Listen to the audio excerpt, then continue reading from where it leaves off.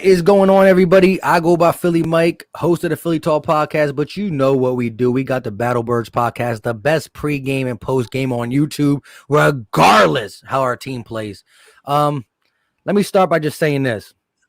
The Eagles lose 22-17 to the Cleveland Browns in the game that a lot of the Eagles fan base, including myself, said it's a must win. You know, at the end of the day, it doesn't matter how we win it. And I'm always about the moment, but I wanted to win. I would have took a Ben DiNucci Cowboys type of win here because it's to continue our season. And again, if you look at the NFC East, we're not mathematically out, but my heart is broken. It's breaking. I want to say this again. You know, the team came out the bye looking flat. We so-called addressed the team via the quarterback to the team. I don't see a response. I don't see a response from the offense to Wentz. I don't see a response from Doug to the offense. And I don't see a response from Carson to the offense. And again, I'm not going to try to start the finger pointing because there's a lot of blame. Again, let me just give you a couple of things real quick. Carson Wentz is now sacked 40 times on the year. In 2019, Carson Wentz was only sacked 37 times. Put that in perspective. Carson Wentz played 16 games and got sacked 37 times. He is now in game 11 with 40 sacks. Is that the reason why Carson's playing bad? Who knows? And at this point, I don't care. This team had to show me, and they didn't show me. Carson Wentz, more turnovers on the resume, whether if it's Alshon Jeffrey not jumping or him getting blasted while trying to check the ball down.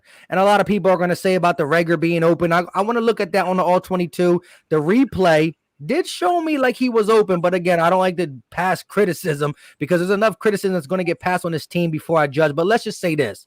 Again, the offense failed us once again, whether you want to go O-line, play calling, Carson Wentz, receivers. No matter where you want to put it, the offense of this football team again failed us. The defense played pretty decent. Go ahead, guys.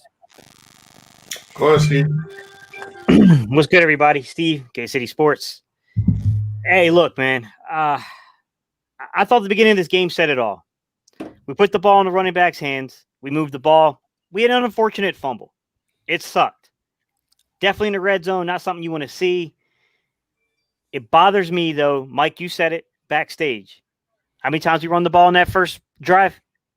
Oh, yeah. We ran the ball 8 times on the first drive. Take that number into context, guys, for the rest of the game. Means there was only 13 other times we put the ball in the running back's hands in crappy field conditions. I mean, I'm so over Doug Peterson right now. I'm not going to lie. I see a lot going on here. The offensive line is just horrible. I mean, but the decision not to move Wentz. Dude, the first pick, man, he got lit up. I mean, he came off the read late. I'll give you that, guys. He came off that read late. He did. But he got lit up, man. And I just keep getting this feeling like this dude just does not get it, man. That you've got to establish the run. You've got to move the pocket. Like, it's just too stale. His play calling is too stale. It's too easy to figure out. You don't need to run that much film on us to know what we're going to do. I'm mad, man, because like Mike, you said it before Reese came back, and I'll say it so everybody else can hear it. I agree with you, man. We are more than a quarterback away for you guys saying that it's just a quarterback. We are a lot more than a quarterback away from being a competitive football team right now. There is a lot going on at the surface, or under the surface, I should say. Like,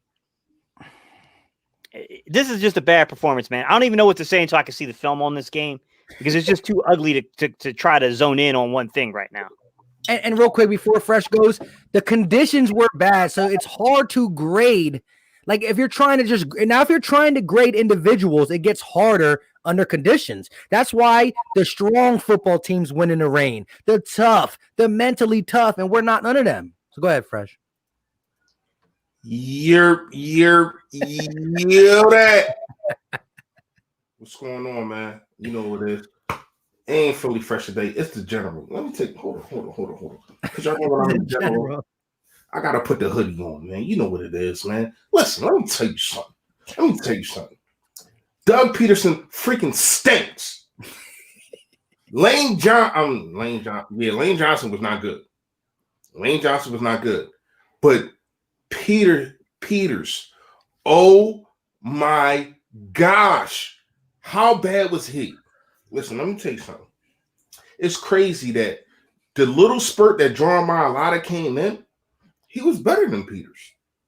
I don't get it. I understand you gave this man $10 million or whatever the case may be. But this dude, he don't got it. He's bad. He's horrible. And, you know, shout out to you, Mike. Shout out to you, Gate City, for talking about the running. I don't get it. I understand that Miles Sanders fumbled. So the hell what? Because when Carson Wentz throws an interception, you still put the ball in his hands. Why can't you do that with the running game? It's so frustrating. Now, here's what I'm going to bring up that you guys didn't. I don't know if y'all feel the same way about this that I do. I don't know if the chat feel the same way about this. We got robbed. That pass interference on Fulgham in the end zone was heartbreaking. He did climb up his back. He climbed him like a monkey bar. Like, bro, how much clearly is a pass interference than that? And why is it that as soon as Baker Mayfield gets hit? Now, can we go back to the Baltimore game? I'm gonna bring in the perspective. Gates, Mike, the chat.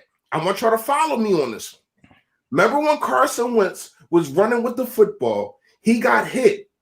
He was trying to turn his legs up to get more yardage. They ripped the football up. They called it a fumble. They did not stop. That forward progress was trash. It was too much of a bang bang. Hold on, Mike. Let me go. Give me my second, man. Let me go. I'm sorry. Appreciate you, guy. Listen, when you look at it, Baker Mayfield got hit. Not even a second later, they blew the whistle. What?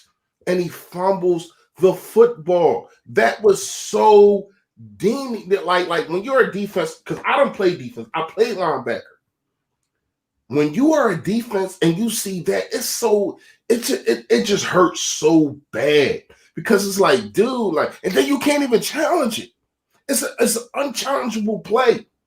And then they go on and score a touchdown. Now the defense should have held up, but I think the defense did a pretty good job being in that predicament. Now, when a defense turned the football over finally, what did my man Carson, number 11, Wentz do? He gave you a touchdown. Instead of starting at his 9-yard line. Let me tell you something. Greg Ward, he needs to not bring back punts ever again. I'm tired of seeing it. His decision-making on special teams is horrible. It's time, and yes, I am going to say this. I know Philly Notion probably is not in the chat, but I am going to say this. It is time to bring up Killings to field punts. Why? First of all, it's not only that he made bad decisions with the football or not catching the football. It's the fact that I seen him catch a punt. Nobody's on the left-hand side. He runs straight to the, why? You're not a magnet to the defenders. Why are you running to the defenders? Run outside. Once again, bad play calling. Once again, bad situational football. Once again, putting the quarterback in the offense behind, I ain't gonna say behind the sticks, but putting them in the other team's red zone. You know what I mean? And the safety.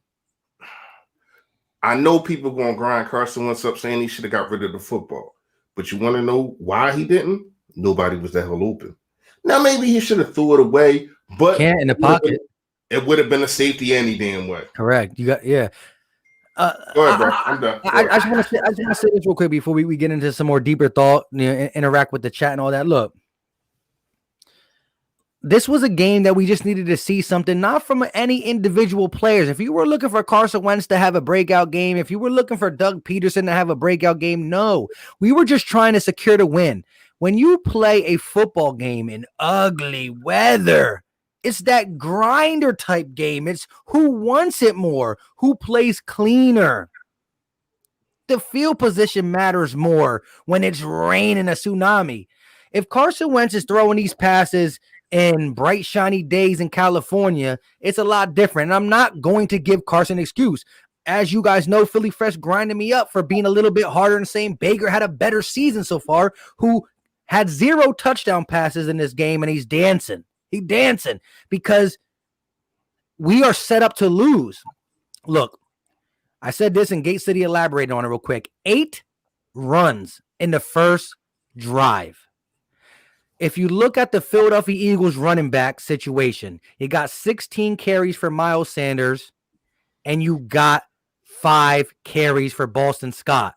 That's a total of 21 carries. If 8 carries came on the first drive, that means the rest of the first quarter, second quarter, third quarter, and fourth quarter, and guess what? You're like, fourth quarter, we can't run.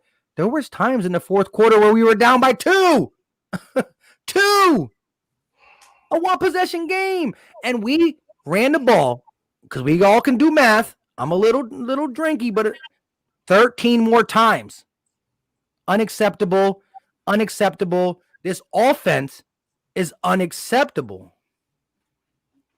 I think it was one of our devout followers of all 3 of us here. I believe it was Sexy Vegan that posed the question early on, during our pregame where he said, "Do you think we'll run the ball 25 times?" With insinuating the running backs would get the ball 25 times, and we all laughed, right? We were all like laughing, like, "No, man, like you're right. It should happen. You're absolutely right. You got the point right." But none of us trust Doug. And it looked for a moment like he was going to do the right thing. And it went away. He went away from it, man. Like, I'm so frustrated right now with Doug, man, because I know that Doug can do some things really well, but I don't feel like it's play calling right now. I don't feel like it's designing a scheme right now. I feel like he caught lightning in a bottle one year. He had the right coaches in place alongside of him to catch that lightning. And I'm not sold on the fact that it's all here right now. And that is, I agree with that. Mike, I'm almost to the point where does Jordan Howard get into Philly yet? Because I'm about to drive from North Carolina to go pick him up. Make sure he gets in there nice and safe. We need an attitude adjustment. We need somebody who can set the tone on this football team. Yeah, but as Fresh was correct me if I'm wrong, Fresh and Mike. Do we not look soft out there? Super soft. I ain't gonna say we looked at super soft. I think the defense came to play. I ain't even gonna lie to you. It got kind of shaky in the second half, but that's gonna happen. Like, I felt as though Cleveland did a good job of trying to wear your football team to go ahead and get at your Super Yoda. Go ahead, bro. Real quick. Jake Hill, shout out to my guy. Had that courage, had that, energy in the pregame and picked us at the end with a super chat. Shout out to you, my guy. $2 super chat. Y'all blaming this on Doug as a cop-out. I'm going to let everybody answer this. I just want to say this to Jake Hills. Look, Carson had his share of blame in this. But again, as the leader of the football team who can call the plays in a pouring down rain game, listen, you see time and time again, how many times have Tom Brady and the New England Patriots win a rain game in Gillette where he throws the ball 15, 20 times? You know what I mean? How many times does that happen? You got to call around the stuff. And Miles Sanders, it wasn't no 6 yards per carry at the end of the game, but when we finished this game, Miles Sanders had 4.1 or 4.2 yards per carry, and Boston Scott had 4.8. And again, 8 back-to-back runs. I don't want to be a broken record, but when you do that in the first quarter or the first drive, and then you only establish 13 more runs, and it's raining, let me ask you guys this. We were shutting down Cleveland Browns run. Mm-hmm. We ran the ball better than Cleveland, but I bet you they got more run attempts. Now, I don't know this. Let me look it up, but I'm just the game feel. Maybe I'm wrong, and somebody in the chat, or I'm going to look at myself, but I still believe they probably ran the ball more than us. And this game was never out of reach. We were always a possession away. Always a possession away. So you could run the ball. There's no excuses. We weren't down 10-15. So, hey, Jay Kills, I'm going to let these guys answer. But look, I am not going to sit up here and look at you and say Carson Wentz was perfect. But in these conditions, it's hard for a quarterback to be perfect. But Carson Wentz made some bad decisions. I'm going to say that. And y'all go ahead and do y'all thing. This one I'm going to say. So I never... Go ahead, Reese, my bad. No. Go ahead. Go ahead, man. I don't agree, bro. I don't think it's a cop-out, man. I think you're copping out by trying to spin it this way, to be real with you. Because you can sit there and try to make excuses and say Carson didn't have his best game. I agree. You can say the offensive line was trash. I agree. You can say that receivers weren't separating. I agree. But when it all comes down to it, brother, I've coached this game a lot. I know when your team is not mentally prepared to play a football game, that's the coaching staff. I know when you keep getting repeated pressure in your quarterback's face and you don't move the pocket, that's coaching. When you don't design anything to get your receivers any kind of separation, that's coaching. This is Doug, bro. This is Doug, man. You got to wake up, bro. It's Gates. I can't, if I can't say it better. You know what I mean? When you look at it, people want to say Carson this, Carson that, and I guarantee Jay Kill, that's probably what he's getting at.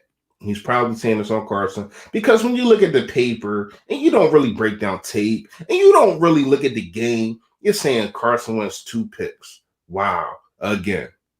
No, that's not really what happened. Now, the last pick, I gotta really look at that one.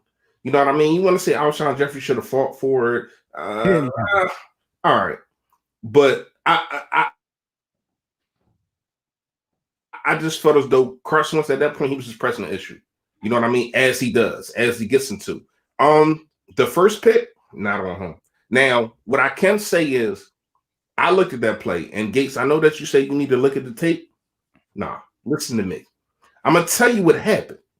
What happened was when he looked at Rager out the corner of his eye, because Mark or whoever that was commentating, talking about that wasn't his first read. He was just open. So they don't know what the hell they talking about. So they just say, oh, that was your read because he was open. No, I'm going to tell you what happened. He looked out the corner of his eye. He seen that he was open. He looked there and he kind of, I don't want to say double pump, but he hesitated because the safety was coming down. And I think if he threw that football, it would have been an interception anyway. I'm not even going to lie to you. Now, he didn't have time to get to his check down.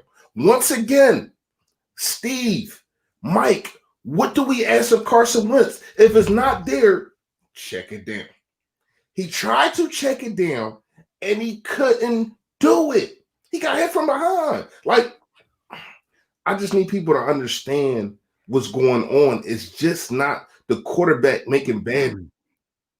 You know what I mean? And once again, I know people say that I'm a Carson Wentz not supporter, but I'm a Carson Wentz whatever. Apologist. They like to use apologists. Yeah, cool. I don't give a damn. I'm looking at football. When Carson Wentz is wrong, I say he's wrong. When I feel as though he does something wrong, I say that he's wrong. But in that instance, I don't feel as though he is. Now, the second pick, from right now, I'm going to put it on Carson Wentz. I'm not going to put it on Alshon Jeffrey. You know what I mean? I'm going to put that on Carson Wentz. But I thought as though he was trying to press, and he just wanted to score. And once again, he's put in a bad predicament. He's put in a bad situation. And what I was saying before, Mike was talking about the super chat. I was basically saying is I don't think that we were soft. I thought as though the defense came into play. You know what I mean? I think the offense was soft and not running the ball. We take over from the head coach. It's a grinded out type game. But real quick, hey, I just want to say this, Philly Fresh. I actually think it's opposite. I think I think actually Alshon didn't even jump. So regardless, why you throw a jump ball at the 5-yard line, if you're going a jump ball, it better be in the end zone, blah, blah, blah, blah, blah, blah. But it comes down to, I do think that Reagor was open. I think Reagor was the read he was supposed to hit, and I think he checked it down because of the pressure. But again, once he made a decision to check it down, whether it's the right decision or wrong decision, anybody getting smacked is going to have the ball fly not where they want it to. I just think that, man, pull the trigger. And yeah, Sendejo did come down, I think, a little late, but I want to get Gates' take on that. But real quick, shout out to Gang Green with the $4.99 super chat. You can't succeed in the pocket if you got 1 second to get rid of the ball. And also, if the receivers can't get no separation, what can Wentz do? Thanks. And that was a lot of listen, the game was ugly all around. And you know why it was ugly? Because it was in ugly conditions. Whether it's the receivers not getting separation because they just can't, whether it's because of the rain, this was a game that said, oh, Doug, you read the game, the scouting report right, run the ball. And then he lost it somewhere 5 minutes into the game. But Takeem Hilton with the $5 super chat, Wentz wouldn't have made bad decisions if Doug would have stuck with the run game on a rainy day. Shaking my head, stop defending Doug. Doug is a coaching liability. Yeah, I agree. So, Mike, my perspective on the pick 6 INT, I think that's one you guys are talking about. Yeah. To be real with you guys, it's incredibly difficult to judge that. I mean, my gut assessment here is that Carson did come off to the check down read just a split second too late. But when people are saying things like, well, the Reagor route was open, it may have been, I won't know until I see the all 22 and I can really see what's going on here. But unless I can get in a room with Carson, Doug, and Press Taylor and sit down and walk through what the progressions are on this play, because that's the thing that these guys love to do. Oh, this was wide open. Tell me the progressions first, guys, because you're jumping the gun. It can come open, but if it doesn't come open in the window of time where the progression is, it doesn't matter. That's the problem. Now, I can't really say until I know the progressions. That's the issue. Like sometimes it's really obvious to see the progressions. Like there was one play where he got lit up, another play he got lit up, and it was clearly a sail concept. They're running a sail concept. They had Reagor going vertical. They had someone coming across on the actual sail route, and they had a player releasing in the flats. And Cleveland dropped back into a zone coverage and had it completely covered. That was on a safety? That might have been the safety play, actually. That might have been it. But like that's on Doug, man. Like you can't keep scheming the same thing over and over and over again. Hey, you absolutely right, Gates. J Kill, once again, and I'm gonna do this for you, right? I don't usually do this, but shout out to J Chills for the super Yoda, the super chat. Talk about third down production. All Doug? No, but it is a lot of the offensive line. Let me tell you something. It was a third down. They had a 3-man rush. 3-man rush, just 3 men. And Carson Wentz didn't have time to look at his first read. Are you freaking kidding me? Like, when you look at it, man, Jason Peters, I need him. First of all, you're messing up your Hall of Fame thing, man. Like, you're messing up your Hall of Fame thing. Like it's looking bad for you, dude. Like you have been bad. Like Michael Jackson bad. Michael Jackson with the red leather jacket with the zippers bad. That's how bad you've been. You know what I mean? And I know Mike and probably young guys probably don't know what I'm talking about. You know what I mean? I'm right there. I'm right there on the cusp. But on the bad cover, he had the leather jacket, the red leather jacket, all that. But listen, let me tell you something, man. I ain't gonna lie to you, man. It's getting to the point to where as though, and I said this early in the week, Doug, if you don't give up play calling, you're gonna lose your freaking job. Stop being stubborn, because it's not working for you. And now we can't blame it on Press Taylor. He wasn't there. We can't it's all on you. And once again, what did we talk about? The first 15 scripted plays, right, Steve? Right, Mike? We talked about the first 15 scripted plays. The first 15 scripted plays I thought was beautiful. I'm not even gonna lie to you. Like, you seen no faults. You know what I mean? You seen them running the football. You seen them running the football. But then what does Doug do? He turns back into Doug. He does Doug things. You know what I mean? We didn't have too many penalties, even though I'm still befuddled on how you're a defensive lineman and jumping and you jump. The ball is right in front of you, literally. All you gotta do is watch the football. Like, I don't understand that. It's a whole lot of situations when you look at it. Once again, I think that we was unprepared. You know what I mean? The defense did show up. Once again, I think TJ Edwards, I think he played a good game. I'm not even gonna lie to you. Like, he did a lot of things. I thought Josh Sweat played a good game. Now he did. Oh my God! I don't know how Baker Mayfield got him with the ooly oop like that. Oh my God, that was the onlyest fake. Like, this man was in the game. Turned around. He literally looked back and then looked back and then looked back again. Like, where the football?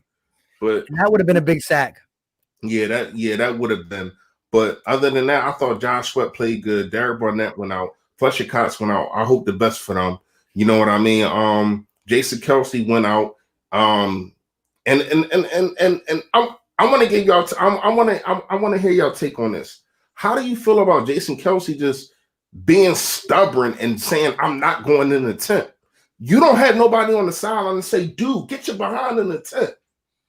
These are elite, because we can get fined. Well, not we, but the Eagles can get fined for things like that. You have to, if we're telling you to go in the tent, you have to take your behind in the tent. And for you to walk up and down the sideline and say, "I ain't going in no tent." Dude, who the hell are you? Like, I just feel as though these veteran players that was here when we won a Super Bowl, they just got too much clout. And that's a problem. We are always going to be soft if you let these players do what they want. It should be no reason why Jason Kelce is not listening to the staff. You are a player. You are my employee. If I tell you to pick up trash, you do it. Like, I don't get it, man. I want y'all take on that. Real quick, let me get to this and I'm gonna let Gate go. Eagles Body Bag, appreciate the $5 super chat. He said he was open. Lane didn't pick up the blitz. He let him through. I'm a little bit off what we were talking about because of it, but listen, there was a lot of times that the blitz was let go. So look, real quick before Gate goes about that, I want a big picture thing. Look, week 16, 2019, when you tallied all the sacks on Carson Wentz, who played the whole season, it was 37. Week 11, tally them up, it's 40. Bro, just put that in perspective. We're 5 games less with more sacks. Go ahead, Gate. On what Fresh was saying. Sorry, Fresh. Can you repeat that again, man? Your question. No, just a question. I'm as a culture standpoint. I've been in tough locker rooms. You know what I mean? I've been in the situation to where though coach don't play that. You know what I mean? You do what the hell I said, and to have a guy like Kelce just say, "I'm not going in a tent," nationally, and people looking at it nationally, that's soft when it comes to, your coaching staff, trainer staff, whatever the case may be. You cannot let that happen. Dude, get your behind in the tent. You are an employee of the Philadelphia Eagles. If we tell you to get in the tent, you have to get in the tent. Yeah, I'm pretty sure some of it's got to do with frustration, but I definitely think you're onto something, Fresh, just because we all know Doug's not really like that. He's not that like disciplinarian type coach, really. That's he's more of the players kind of guy. There are some issues with discipline on this team. Like, there's no doubt about it. Like, we're constantly jumping off sides. We're constantly having we're constantly having legal formations. We're having, false starts coming on us, like just simple stuff that you should be able to clean up, man. You shouldn't be 12 weeks into a season still having these kind of recurring issues happening.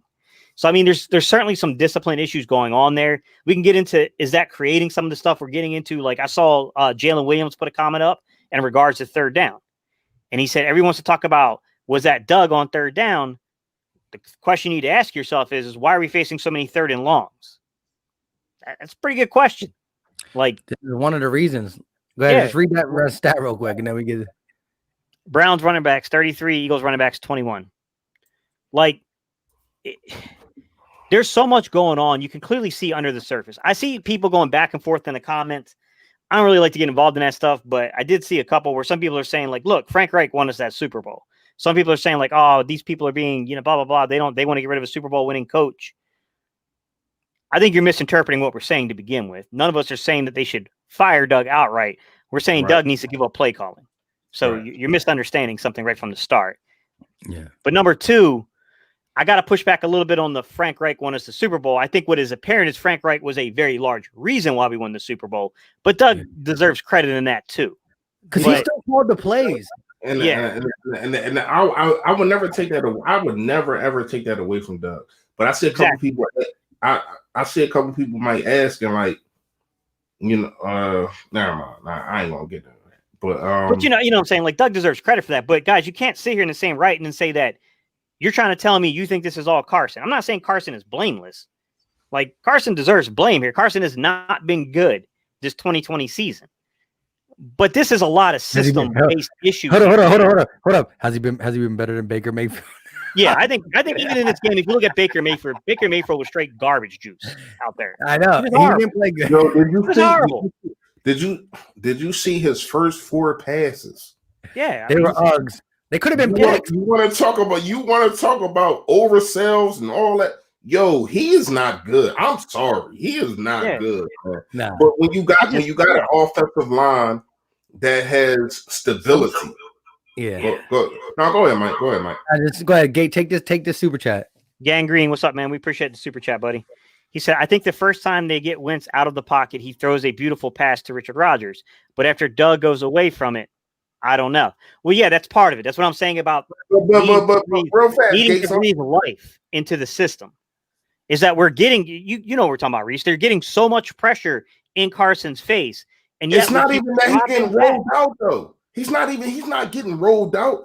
And here's what I got to get at real fast. Because a lot of people want to talk about, oh, well, look at how the offenses look against Pittsburgh at the end of the game. Look how the offenses look against Baltimore at the end of the game. No, stupid.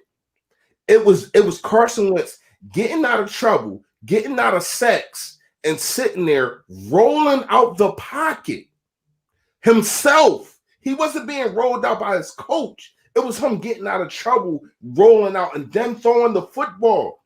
If you see that, if I am a coach with my own 2 eyes and I see that, I'm sitting here saying, you know what? Damn, my quarterback was pretty good out the pocket.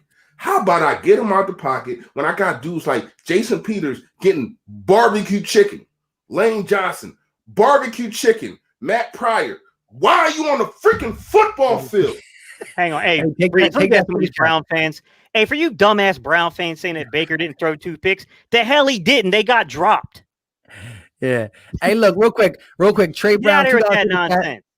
He said the bodyguard was getting beat up at the club. Yeah, the bodyguard was supposed to keep people out the club, and everybody came in who they want. Let me address this real quick, though. God TV real quick. OGOD TV, I think it is. If you have to roll your quarterback out every play, that's a problem. Your quarterback should be able to pass in the pocket, period. And I'm going to say this. This is my take on him. Listen, I actually say this in my preview video that I put up on Saturday. I said Carson Wentz. Hang on, Mike, that's why coming at me. I'm about to straighten this motherfucker out. Yo, 2K pre-code, you bitch ass motherfucker. Let me tell you something right now, bitch. Darius Slade dropped one, motherfucker. I remember it clearly. Yo, Rodney McLeod had one where he went for the hit instead of playing the ball that was dropped. Don't act like you got amnesia, motherfucker. How do all fully fresh kids? I need y'all not to watch this live.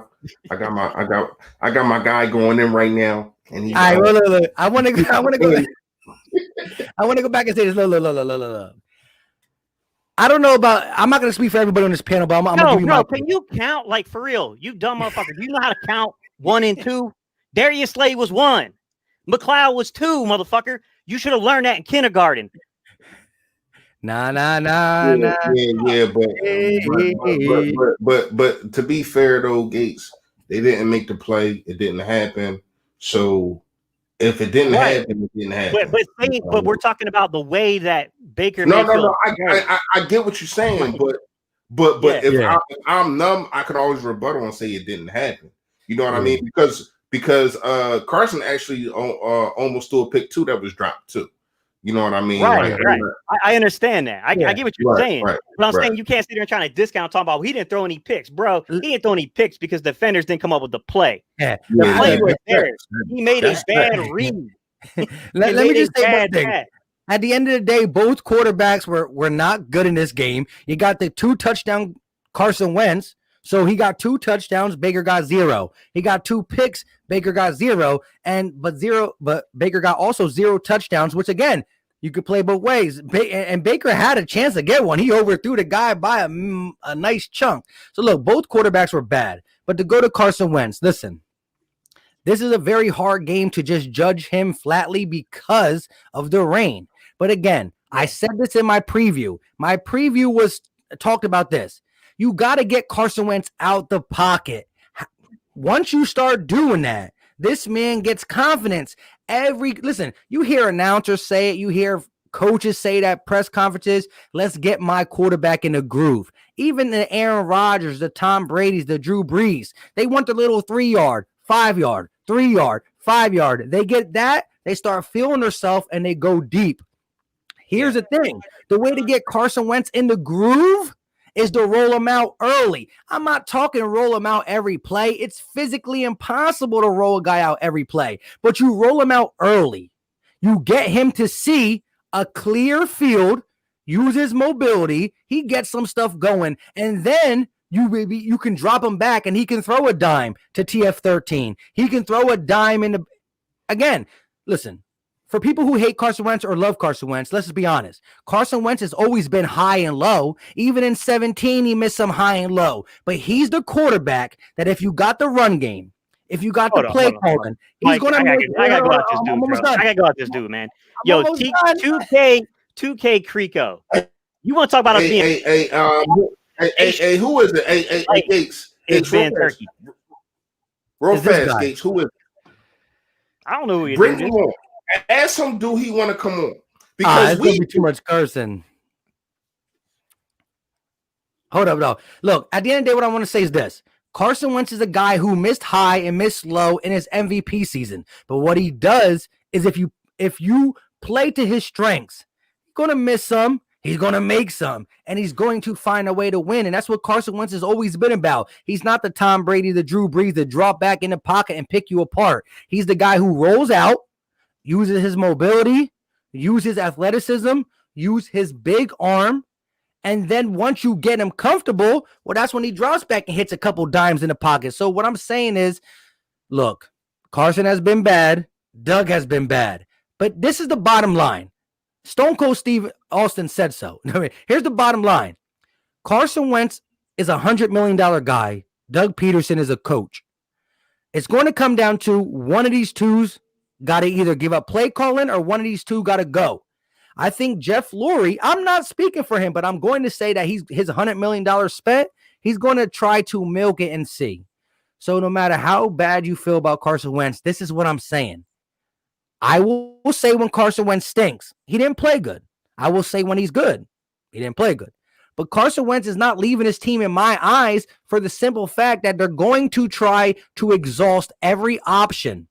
They're going to say, I think there's a coach who can get Carson Wentz right. I think there's a coach who can do this. I think there's a guy who can do this. The same way the Sixers, let's tie us to the Sixers. We're not going to get rid of Embiid or Ben Simmons without trying it with a new coach. And I'm not trying to put Doug Peterson in the Brett Brown conversation because he did win a Super Bowl. But the fact of the matter being, if he don't get it right, Carson Wentz is the guy that this team invested in. I don't know what Doug's getting paid, but it can't be nowhere near Carson. So you take the bigger hit on Carson. So what I'm saying is we have to figure it out or we're going to be in trouble. I think it depends on the nature of how the season goes. So, how long will the Super Bowl keep them employed? It depends, man. I mean, let's be real. You fall flat on your face and you lose the division. You only win 4 or 5 games. I'm just saying, man, it's gotten other people fired. Hey, yo, and shout out to Victory for saying, don't mess with Gay City. He coming. Yeah, it is what it is. I'm generally a nice guy, but I'm not going to put up with nonsense. Yeah, well, look, we're all a little bit off our element. I know Fresh. Fresh is about that. Hey, let him in. Let him in the ring. Hey, Fresh, you good? I'm good, man. Hey, look. When a team loses games, there's always an scapegoat. There's always somebody you got to get their finger pointed to. And look, I know other people on this panel feel differently, but I believe it's a consistent effort from the quarterback and coach that we're not seeing. Some games it's Carson, some games it's Doug, some games it's Carson. And again, if you look at the chain of command, Doug Peterson is the leader. So here's the thing. If I know my boxer can't throw a left-hand jab, I'm not going to tell him to throw a left-hand jab. Like, so look, I don't know. I'm trying to do an analogy. It's not good because I'm a little bit under the weather. But at the end of the day, look, coach quarterback situation is not good, no matter how you want to put it. If you think it's Carson, I can't convince you otherwise. If you think it's Doug, I can't convince you otherwise. At the end of the day, the Philadelphia Eagles are putting out a losing recipe day in and day out. Doesn't matter who's losing. We're losing. And there's one person that can correct everything. Not right away, but Jeff Lurie. Yes, here, take the charger. Jeff? I don't know, but then what point do you implode it, though?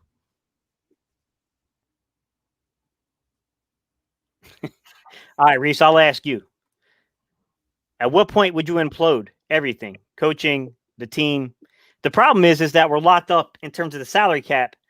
Even though we clearly have deficiencies that we need to address, man, I can't see that you can do much for next year, man, because, I mean, the cap situation is the cap situation.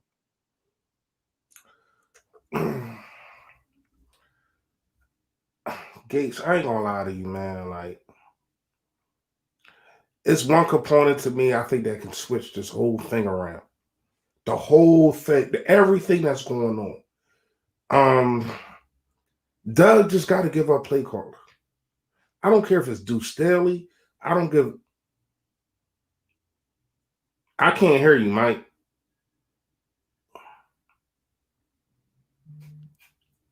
We can't hear you. Yeah, I can't hear you, Mike. Anyway, Doug got to give up play calling. I don't care if it's Deuce Staley. I don't care if it's Martin Morningwood. I don't care if it's Richie Rich. I don't give a damn if it's me. He needs to give up play calling, man. Like I don't understand for the life of me how people don't understand that it's situational football. It's understanding what's going on. Now, shout out to Doug. He didn't go for 2. I mean, we didn't score a lot of touchdowns for him to go for 2. But he finally didn't go for 2 and all that. He kicked a field goal. Shout out to Jake Elliott for finally hitting a field goal. Facts. But when you look at it, man, this team is going nowhere. Nowhere with Doug Peterson in that freaking long behind play sheet. We're going nowhere. I just want to tell y'all that. I'm going to keep picking the Eagles because I'm not going to lie to you, man. When you look at it, when Carson Wentz have his big play, splash plays, it's against the play calling. And I don't think people understand that. Yeah, it's never a drawn up one. But do you honestly trust him, though, man? Even if he gives up play calling, do you trust him not to still meddle? Yeah, that's the thing. I don't care if he meddle. I don't care about that. I just need you not having the final say in play calling. I want to get the chat. I'm gonna let Fresh go while the chat talks about this. I want the chat's honest opinion. I know it's just right off the game, but I want to know who's on what side, and we're not gonna judge you. Just give your honest opinion. Do you want Carson Wentz to start the next game, or do you want Jalen Hurts to start the next game? Let us know in the chat. Go ahead, Fresh. What kind of question is that? Because a lot of people are saying, I just want to see who's on what side. It's nothing against them. Go ahead, Carson. Gates, go ahead. Oh, the super chat, or what are we doing? You start with the super chat. I don't know. All right, Finito, man, we appreciate you, bro. You said Wentz needs to be a game manager and gain confidence. Lean on the run game and protect the ball. Frustrating part is Doug will never do it. Yeah, that's not a bad point. Yeah, that's what we're saying, man. We're saying that we started off the game taking that approach, and everything looked good. I mean, we fumbled the ball in the red zone. I'm not going to put that on Doug, but going away from the run following that, that's on Doug. Like, you can't abandon it.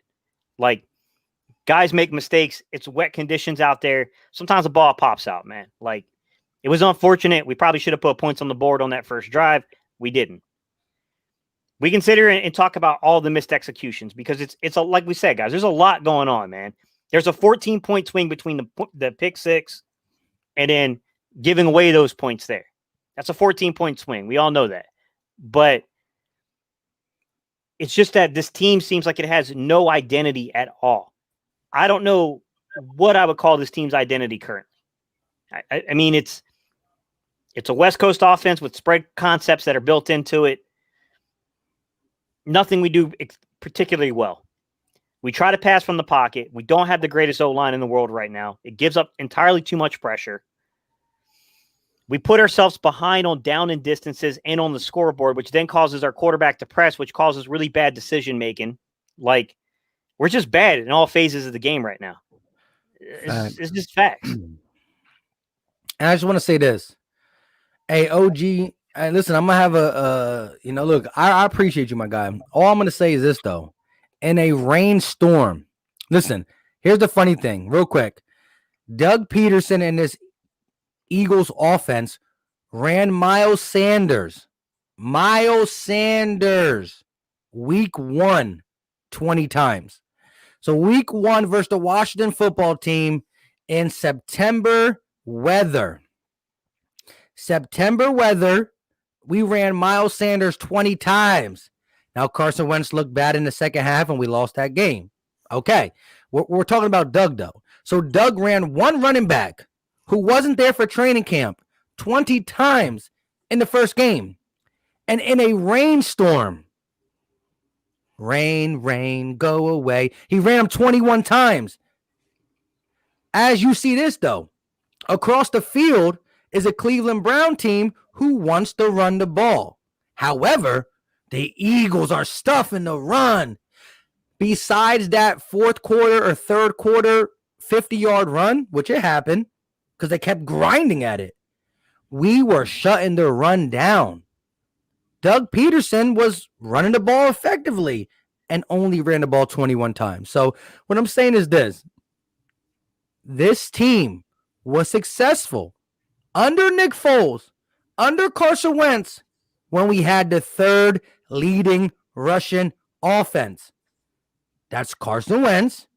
That's Nick Foles. Third leading Russian offense, run the ball.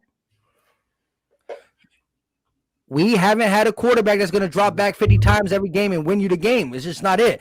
And you could say, well, Carson Wentz should be it. Well, it is what it is. You got to run the ball. You got to play football. You know, defenses are scheming differently. It's a lot of different things. But all I'm saying is this. 21 run attempts after running the ball 8 times in a row. That and you're like, well, why, Mike? Why do you keep saying this? It's because it's crazy to me that a team can run the ball 13 times in the next 45 minutes. I mean, in the next 40 minutes, you run the ball 13 times, and it never stopped raining. We ran the ball 20 times with Miles Sanders week 1. We ran the ball 21 times tonight with our running backs. Yeah. It's bad. All around. And again, go ahead. It's just strange, man, because I just went back and looked at 2017. If we use 35 as the dividing number, right? Generally speaking, you throw over more than 35 passing attempts, it means you're a little pass happy, right? In 2017, How many games do you think Carson was under 35 attempts? What do you think, Mike? In 2017, how many games do you think Carson was under 35 attempts? Probably close to half. It's exactly half. Woohoo! And I didn't look at it. Let's go. Like, it boggles my mind that what worked when he was playing at that level, it seems we've gone away from it. And the obvious things in the room is that's when Frank Reich left. That's when John DeFilippo left. That's when Press Taylor got moved up and elevated. It's when Doug took over this weird leadership role within the coaching, right? I know we can say like he's not really much of a leader, Gate. I get that, but you don't have a Frank Reich there. You don't have a John DeFilippo on your staff anymore. Now you got really young guys filling in those positions, like those areas. Like Mike Rowe had never been an OC before. You know what I'm saying? Outside of college. I mean, college, sure, but I mean, at the professional level, he'd never been an OC before. You know, look at Press Taylor. Press Taylor had never been that. Carson Walsh as a wide receiver coach. Like, you can see as the dominoes fall what's going on here, man. Hey, look. I mean, look, we're not going to be able to convince other people their own thing. Look, the fact of the matter is this: we are all Eagle fans, so let's stop hating each other and come together. But as Eagle fans, we got to accept that this team is not good. Whether you want to say it's Doug or Carson, I am directly in the middle. You got some Carson people, you got some Doug people, and I'm like, both you guys, step into my office, as Fresh would say. I'm not going to fire him, but I'm going to step him into my office. But look, at the end of the day, as Gate City laid out, we were third in rushing in 2017. Carson Wentz only threw the ball 35 times plus 8. Well, no, he only played 13 games. So it would have been like 6 or 7 times. You know what I'm saying? If you check how many times Carson Wentz threw the ball 35 times this year, it's probably every game but 1 or 2. So again, we're putting more on his plate with less around him. And when I say less around him, I'm not talking about the skill players, which you can debate that. I'm talking about the offensive line. But here's where I draw the line. I believe in Carson Wentz so much that even if he has a game where it's a C, I'm a little down on him. To me, Carson Wentz got to be the superhero, and it's not fair to give him that, but that's where I'm at. And that's where everybody's at in the chat, where it's like, if he's not Superman, well, he's not good. But again, when you lead the league in turnovers, you're going to get some criticism. Go ahead, read the super chat. One of you guys. Go ahead, Gates. Fresh is all right, what's up, Jalen? Appreciate you, man. All right, Jalen say in 2018 and 2019, Carson has the most 10-plus touchdown play drives. He has been the surgeon with no running game and no deep threat. Ask yourself what has changed. Yeah, well, I mean, we can also point out that that's a lot to ask a quarterback, though, to keep driving the field. I think Reese did a pretty good job last game, kind of pointing that out. You can't keep asking a guy to drive 90 yards, and that's a function of all 3 phases of the football game, which is, let's be real, guys, our special teams is bad. Even with a blocked field goal attempt, it's bad. It's just not good. It's all 3 levels of this football team it leaves a lot to be desired. And Mike, to get to your point, what you were saying earlier, I just looked it up for you, not counting this game because they don't have a log yet, but 6 games on the year, he's had more than 35 attempts, 2 games under 35 attempts, and 1 game at exactly 35 attempts. So again, the Super Bowl recipe where everybody was like, Carson, you the man, 50 grand. He had a run game, and he had a coach that looked at the game, looked at the team we're playing and said, go ahead, Jay Ajayi. Go ahead, LeGarrette Blount. And if you're like, well, we don't have that. Miles Sanders is the every down back when he's on the field. He hasn't been on the field, so there's a lot of problems. And that's exactly what I'm saying. We're not a quarterback away. I am not excusing Carson Wentz's play. But we're Carson Wentz, Doug Peterson, offensive line, and you can give a little bit to the receivers. We are a offense away. If you take this defense and just substitute the whole offense, the Eagles might be pretty good. Hey, I don't know what to say, man. I'm over here. Listen, I've been talking since 11:30, bro. At the end of the day, the Eagles lost the game. We got to be better. Changes got to happen. So, go ahead, Fresh, read this super chat. I know you just get back into the game. I know it's Go ahead, Gates. All right, man, I got it. All right, Preston Horns, what's good, man? He said we need to start with Howie. Howie missed DK, CD. We won a Super Bowl. If you are an Eagle player who doesn't believe in the quarterback exit, look, man, I'm not going to blame him on the CD Lamb stuff. Like, he fell in Dallas's lap, man. A lot of teams passed on CD Lamb. I also don't think that CD Lamb makes this team any better than what it is right now, to be honest. I get your point about Howie Roseman, though. It's a fair point. Howie hasn't done the greatest job assembling this roster. I thought, Mike, I think you and I were talking backstage a little bit. I think you had mentioned about, like, you know, he really put it on the line following 2017 to try to build this new culture, right? This new norm. And it failed. The new norm didn't take hold. Like, we went after a lot of free agents. We did a lot of things, and we paid a price. And it didn't work out. We kept guys way past when we should have kept them. Darren Sproles, Jason Peters. Like, we kept guys too long. We went for it. It didn't work. And now we got to figure out a way of rebuilding by it. And Howie missing simultaneously in the draft hasn't helped. Yeah, that's true. Let me tell you something. Let me tell you something, Gates. The way that we won the 2017 NFL Championship, Super Bowl, whatever, is not the traditional way that you do it. We had incremental pieces that we brought in that played lights out. Mm-hmm. These wasn't guys that we drafted. These wasn't guys that were signed to long-term deals. These were one-year guys. Your Patrick Robinson, your LeGarrette Blount, your Torrey Smith. You know what I mean? Even Alshon, he was a first year. He was only 1 year deal until they signed him again. So everything was a 1 year thing.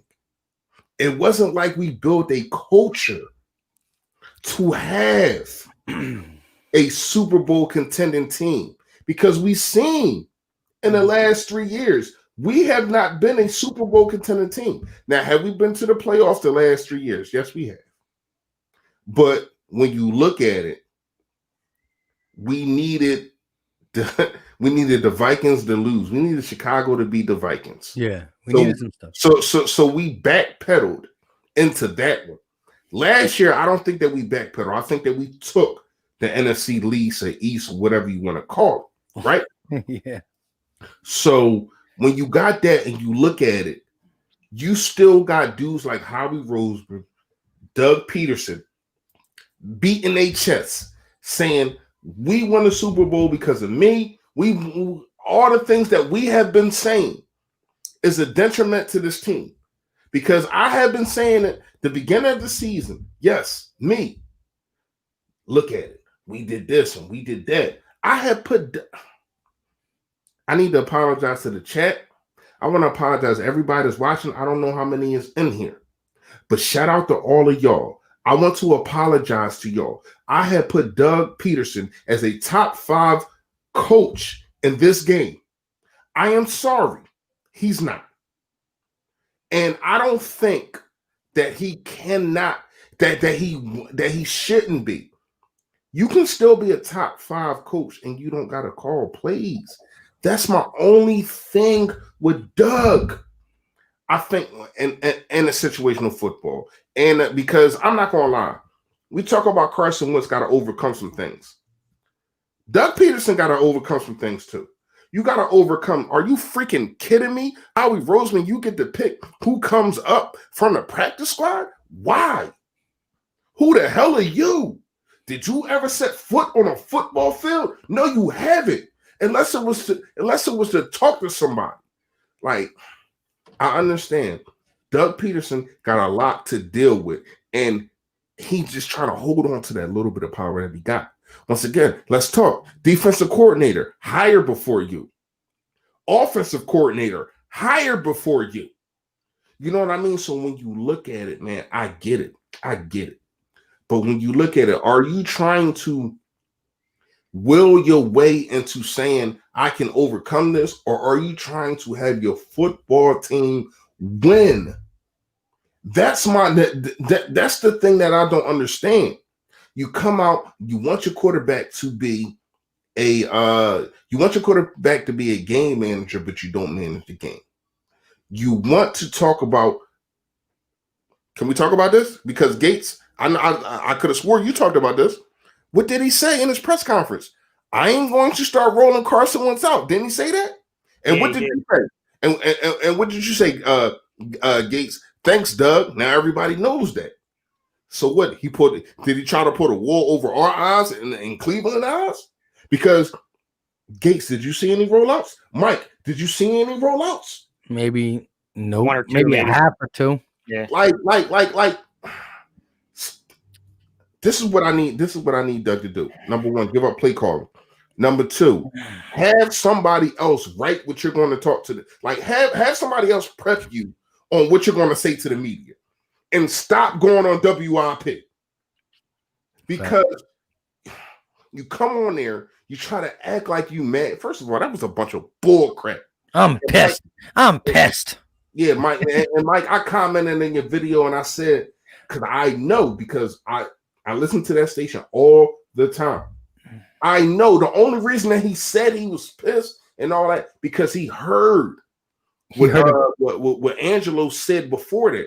Angelo said it was a vote on who is most to blame, and it was 78% Doug Peterson on who's to blame for the Giants' loss, and he heard that. And then they brought on Doug, and Doug comes on. Oh, I'm freaking pissed. I'm pissed, Angelo. You want to know why I'm just pissed? No, you pissed because everybody looking at you because your play calling stinks. Yeah. Look, I just want to say this one real quick. Shout out to I can't say it. I'm gonna call you my guy. I'm gonna call you F with the $4.99 super chat. Appreciate you, my guy. There you go. Go ahead, hit it again. Finico. There you go, Finico. The only thing I can look forward to next year is possibly a high draft pick, possibly new coaches, and definitely Peters, Mills, Jeffrey, and Gary going. Shout out to that real quick. Let's get this next one in real quick.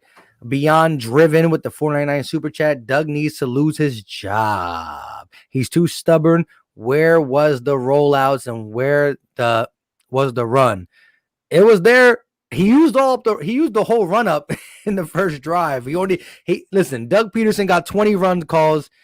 He used them up early in the game. I don't know. I'm making a joke because it's disgusting. But I'm going to say this. Look, this team is bad. It's bad. And again, I mean, the chat is so divided. The chat says two things. I mean, if you read the chat little by little, they're saying something to one of us, or they're saying Doug is trash, or they're saying Carson is trash. They're either, it's so divided. And at the end of the day, my eyes show both. Whether, again, if you really get into the nits and the everything, you could probably pick a winner who's worst. But Carson Wentz got to be better as the quarterback. And again, is this. If he's the quarterback that gets paid $56 million is different. We paid him like the franchise quarterback. And he hasn't been it. But we also look at Doug like the Super Bowl winning coach. And he hasn't done it. So look, Carson Wentz does some boneheaded plays. Doug Peterson does some boneheaded calls. Oh, Carson Wentz, not the most athletic guy. I'm going to put him in a quarterback keeper on second down. 2nd and 10 or 2nd and 9, quarterback draw. Right up the middle, Carson. Huh? What? So look, I'm not saying a white Libra. My name is Fully Fresh, aka the General. Not no dude with the big blue microphone. All right, go ahead. Yeah, forget that guy. At the end of the day, look, we all watched the game. We're going to have to watch it back. I don't know how many people in the chat check the 22, the all 22.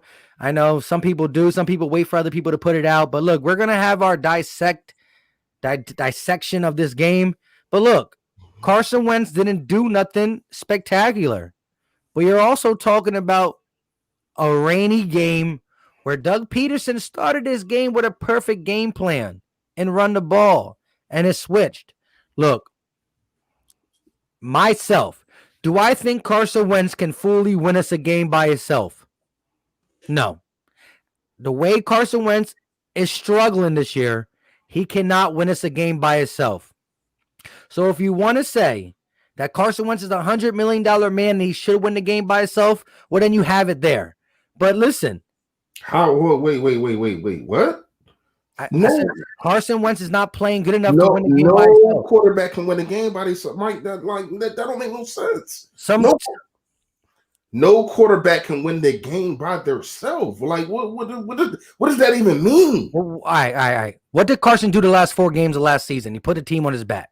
At this point, this year, Carson can't put the team on his back. He didn't do it by himself, though. You forgot Boston Scott, Giants game was balling. Hold on. Perkins was balling. Fresh. I agree there. But listen, did we not say that Carson put the team on his back or not? Fresh. That's a difference from saying he did it by himself. Okay, then let me reword it. At this point right now with Carson struggling, he can't put the team on his back. That is what I'm going to say then, Fresh. You heard?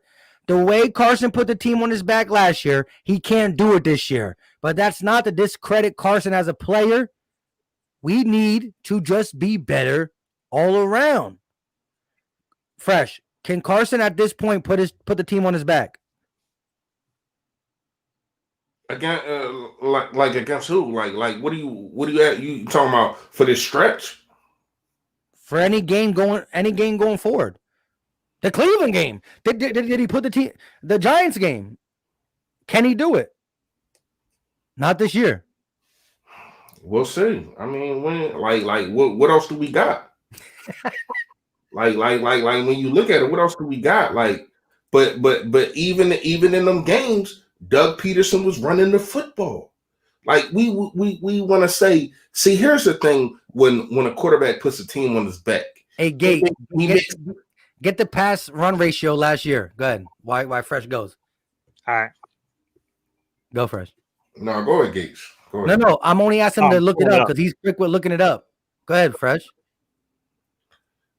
Basically, I don't even remember what I was saying, man. I don't even remember what I was saying. Go ahead, Gates. Oh, you got it already, Gate? Yeah, I'm pulling it up now. All right, so 2019. Sorry, guys, it's loading. Shout out to 250 in the chat. Smash that like button wherever you're watching. No matter if you love or hate Carson Wentz or the Eagles, you still got to support the fam. You know what I mean? Hopefully you like us. You know what I'm saying? So hit that like button. If you don't like us, hit the dislike button. It don't matter. Or get up out of here. Either way, we rocking out.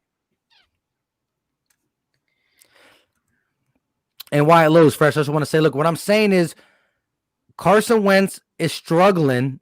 Our coach is not getting Carson Wentz out of the struggle. So at this point, I don't see Carson carrying the team like I know he could in the past, is what I'm trying to say. You heard? All right, Mike. 59 to 41% pass to run.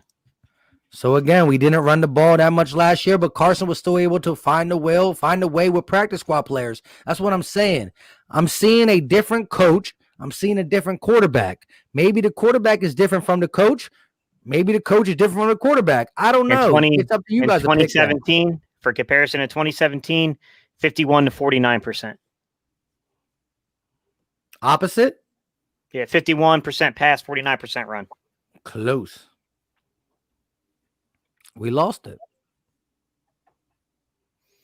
It's a lot of it's scheme based. Like, Doug had a specific way where he used to like to try to gain the lead, then run the clock out on teams. Like, you know what I mean? But you got to adapt. And that's what I feel like would happen, man, is he hasn't adapted his scheme. And like these dudes watch film all the time. Like they got folks out there like me that they pay on the side to do nothing more than look up like what you're doing. Like, what are your tendencies? And then they bring it to the organizations. Like they got to understand, like this stuff is like a network of people that working and doing this stuff, man. We even hired a guy. We hired Brenner to do this. That's what he does.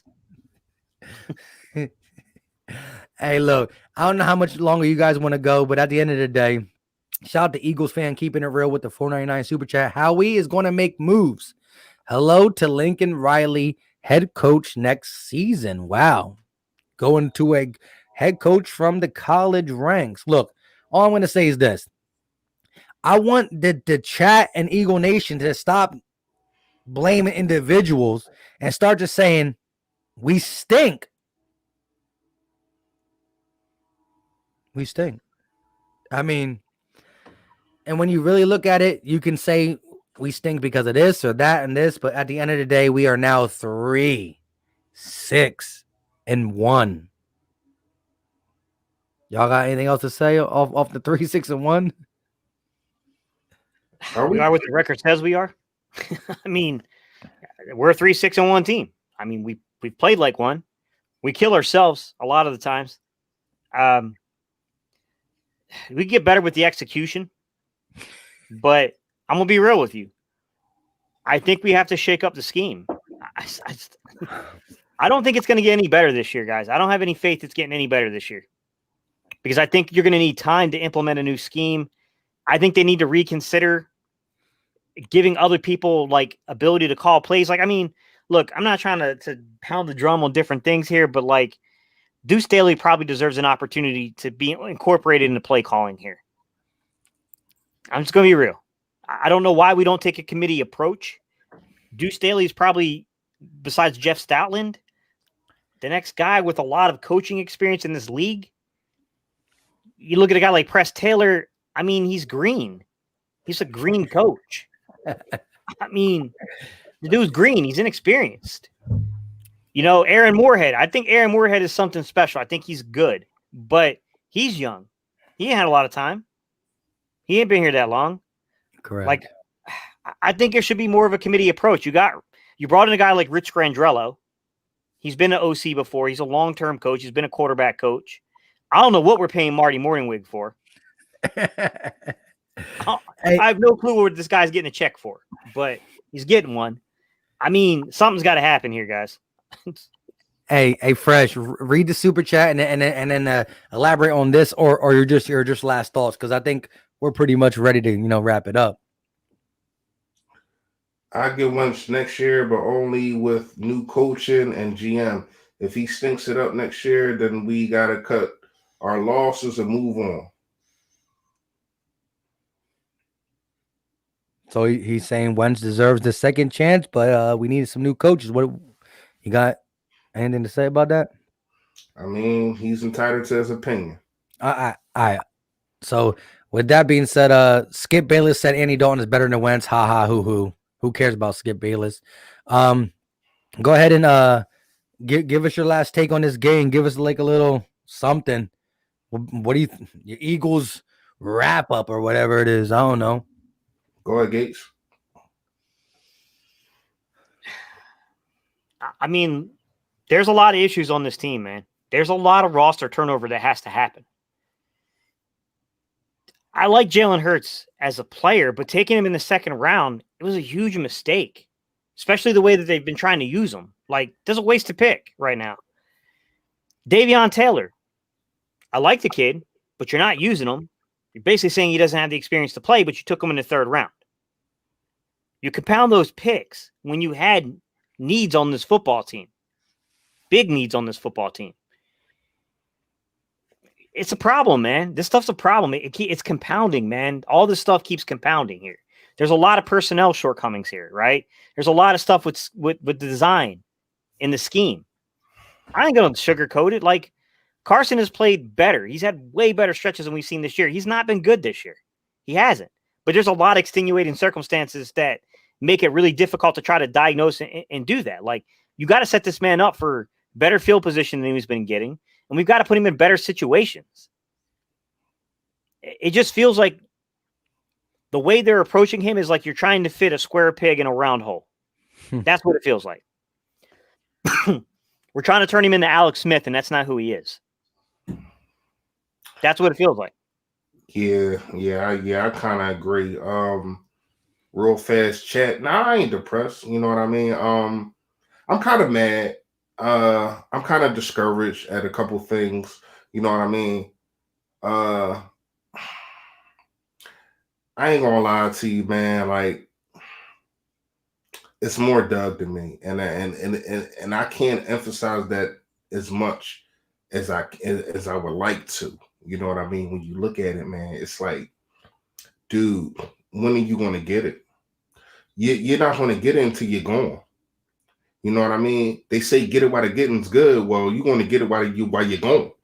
You know what I mean? And it's going to hit you in the head, and then you're going to be like, damn, I'm out of a job because you don't get it.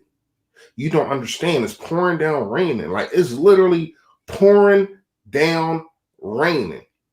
You have Jason Peters getting blown up damn near every single play.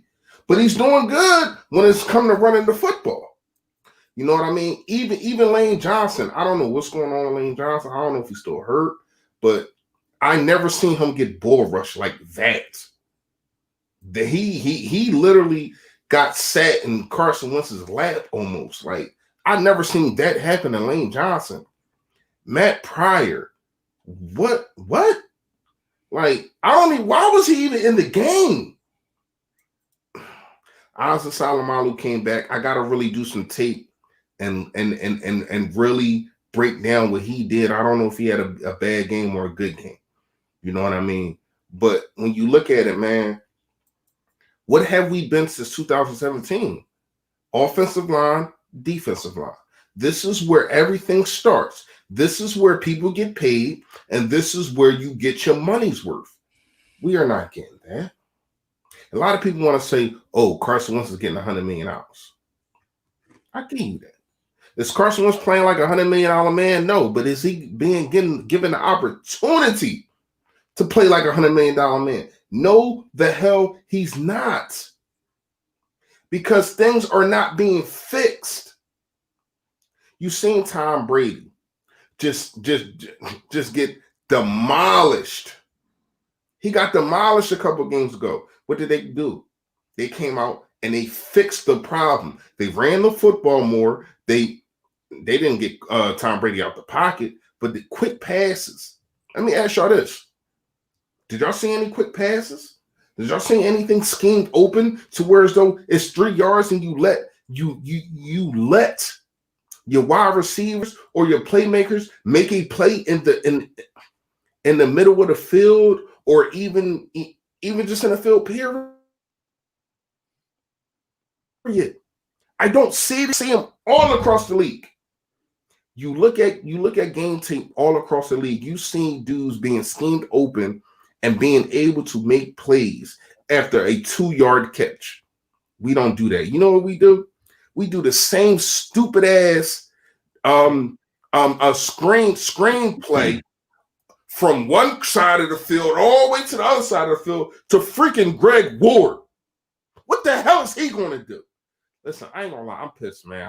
I'm pissed for multiple reasons, and I ain't gonna lie to y'all, man. It's coming to the point, and I'm always gonna give y'all content. I'm always gonna come up here. I'm always gonna say what I say, but I was kind of quiet today. I apologize for that, but when I look at it, man, it was some things that was gonna, it was some things that I was gonna say that like a lot of people wasn't gonna like. So I try to be quiet. I try to keep myself composed. You know what I mean? And I'm giving y'all how I feel. I feel as though right now the Philadelphia Eagles freaking stink, and it's because of Doug Peterson. And it's nothing that like if you want to give a freaking ranking, man, fuck that, man. You want to give a fucking ranking on Doug Peterson? Let me tell you something. He's at the top of the list, and it ain't nobody close.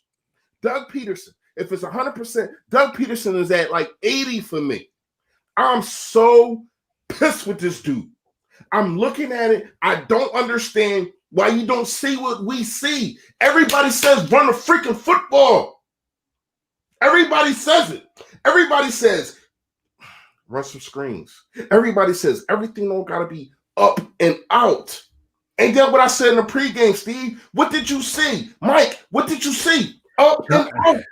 Everything's up and out. How many things did you see crossing routes in the middle of the field? Why are you not taking the opportunity to make sure that your quarterback has check downs that's not just a freaking running back? You don't have to be a running back to be a check down. You can have a check down in the middle of the field. Did you know that, Doug?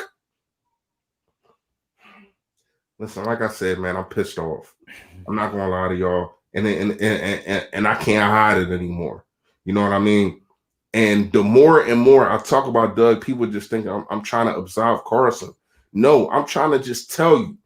And it's getting to the fact, Mike and Steve, I'm gonna tell you this right now. It's getting to the fact I want Carson Wentz to go somewhere else. I love Carson Wentz. I just think, could you imagine him with Frank? Because then you can see something. Could you imagine him with Sean Payton? You know what I mean? Could you imagine him with a dude like Andy Reid? Like everybody wants to talk about Carson Wentz, man. It ain't him. It ain't him. Watch the freaking game. Watch the game. Go ahead. Yeah. 2020. Let me push back on one thing you said, man. So you're saying first half, 20 runs and 10 passes, and we had 0 points. 8 of those runs were in the first drive, though. That's the problem with that. We were in position. We were in position to put points on the board. There was a fumble. That sucked. That's not on Doug. But then when you abandon the run following that, that is Doug. Because you were able to control the line. You were able to push the ball. You're able to keep your defense fresh. And you had opportunities to put points on the board. You should have stuck with it. Yeah, it sucks when a dude coughs up the ball. But you can't just abandon it, man. You can't just abandon the run in a game like this. Look. Let me hit this real quick. Roll Bill with the $5 super chat. Appreciate you, my guy. Is there an explanation why Doug didn't throw the flag when Baker fumbled? You can't challenge a play that is stopped due to forward contact. The referee said he was going forward too long. Can't stop it. Bad call. Is that why we lost? Well, at the end of the day, the Eagles are so bad, we need every call. So, yes, that's kind of the reason why we lost. But look. I said this on my video on Saturday, and I watched this game. It differs a little, but I still stick by my video. The blame is still to me on Carson and Doug. Doug is still the leader of the team, so it might be flaring 60-40. But look, Doug ran the ball 8 times. Guys, I really want you to listen to what I'm saying. He ran the ball 8 times in the first drive and then ran the ball 13 times in the next 40 minutes. You're not helping your quarterback out. He doesn't roll him out. That's not helping your quarterback out. What I'm saying is Carson Wentz is failing, but Doug Peterson is looking at him failing and saying, okay, I'm still going to be the same. So that's what I'm saying. Can I ask you a question, though, Mike? What did Carson Wentz do wrong in this game? And that's for everybody in the chat. I want to know what Carson. Now, I understand the 2 picks. Now, the last one, I will give you that because once again, I do not know what happened. But I'm blaming Carson Wentz for that one. But there was the end of the game, and he was trying to make a play. A lot of quarterbacks do that. But I want to know, other than that, what did he do wrong that you giving him 40%? Right. Oh God, TV though. Can I push back because it feels like you got an ulterior motive here. I'm just going to be real. I don't feel like you're being honest. This is why I want people to come up and speak their piece. But go ahead. Yeah. Like none of us here said that Carson has played well this season. We're saying that Doug is compounding the problem by what he's doing. Carson has not been coached right by the quarterback coach. Perfect example. Not good. Real quick. Perfect example. Baker Mayfield is booty juice. All right. Let me take a Philly notion word, booty juice. All right. Baker Mayfield is bad, but the reason he looks presentable, where I think he had like 12 or 14 touchdowns to 7 interceptions prior to this game, because he got 0 in this game. The reason he looks good because the coach managed him. And here's what I'm saying. You're like, well, a lot of people are going to say if Carson Wentz got to be managed, that he's not the guy. He might not be the highest paid quarterback guy, but right now I'm not asking for him to be that. I'm asking for the 2019 Carson Wentz, because let's go back to 2019. He had 27 touchdowns and 7 interceptions. Guys, 27-7. Right now, he's 14-14. You know what I mean? So, what is the reason why? That's what I'm trying to say. Look. Decisions are going to be made, and not Philly Mike, not Philly Fresh, not Gate City Sports. We're not making these decisions. You guys ain't making the decisions. These are going to be beyond us. So if Carson gets shipped out, well, that's on the organization. If Doug gets booted, that's on the organization. You know what us three on the panel are still going to do? Support the Philadelphia Eagles. Simple and plain. But if it comes out to be that a guy leaves us and balls out, well, then we're all going to say, remember? And if it's not, I'm going to allow you guys to look at me and say, it is what it is. Ben Simmons don't shoot, but I'm not trading him yet. I want to see somebody bring it out of him. You're like, he's a grown man. Why he don't shoot? Look, I'm not trying to get into basketball now, but what I'm saying is this. Coaching in the NFL is more important than baseball and basketball because it's a team sport. You got to have everybody on the same page. And I'm not saying Doug as a leader is bad. What I'm saying is this. Here's what I'm going to lie all my eggs on. If the Philadelphia Eagles don't run the ball, we're not going to be successful. Whether Nick Foles was here or Carson Wentz, or give me a good quarterback. You can bring Aaron Rodgers here. You could hold on. OG God, let me say this though. Last year, Russell Wilson was one of the best quarterbacks in the league still last year, right? He was a top 5 quarterback last year, right? OGTV. Russell Wilson was the top 5 quarterback, right? Guess who led the league in rush attempts last year? Take a guess. The Seattle Seahawks. So why? Hold up. OG, why does one of the top 5 quarterbacks in the NFL coach call more runs than passes? Well, not more runs, but he ran the ball dang near almost 49-50% of the time.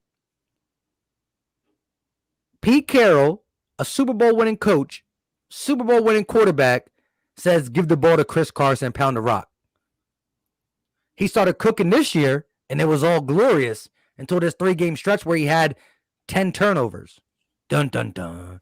So look, again, on this panel, I will say out of my mouth, Carson Wentz this year in a whole, if you want me to talk about a game or series, in a whole, I got to say, kind of stinks. I know Fresh might debate me on that, but I've been saying it. As a whole, Carson Wentz kind of stinks.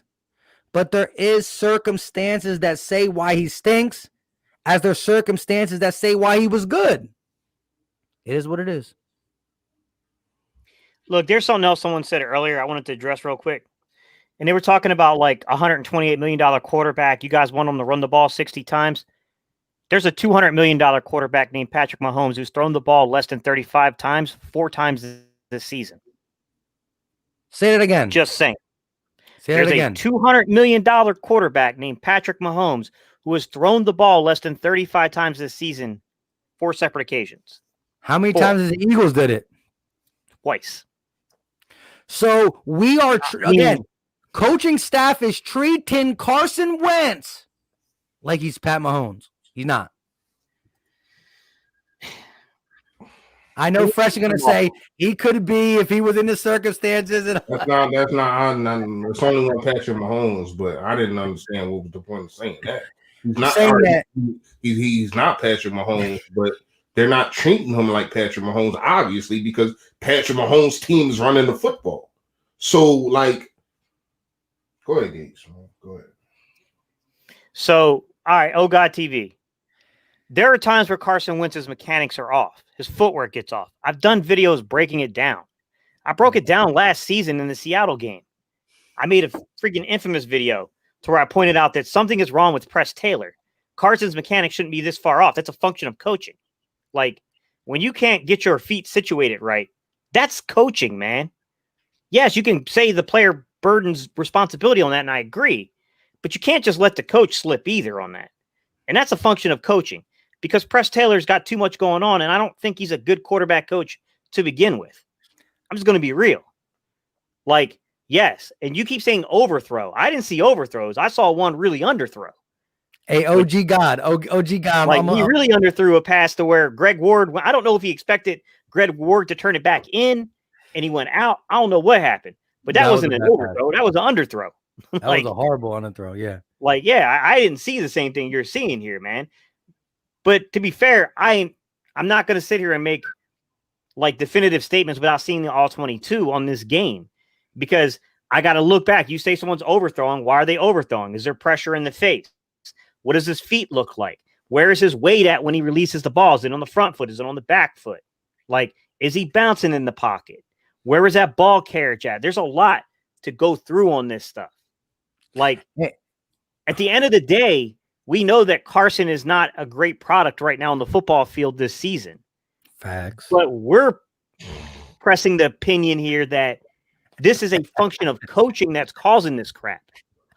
This is having your quarterback coach be the passing game coordinator and a dude that shouldn't be a quarterback coach to begin with. He didn't have the requisite experience to have that title.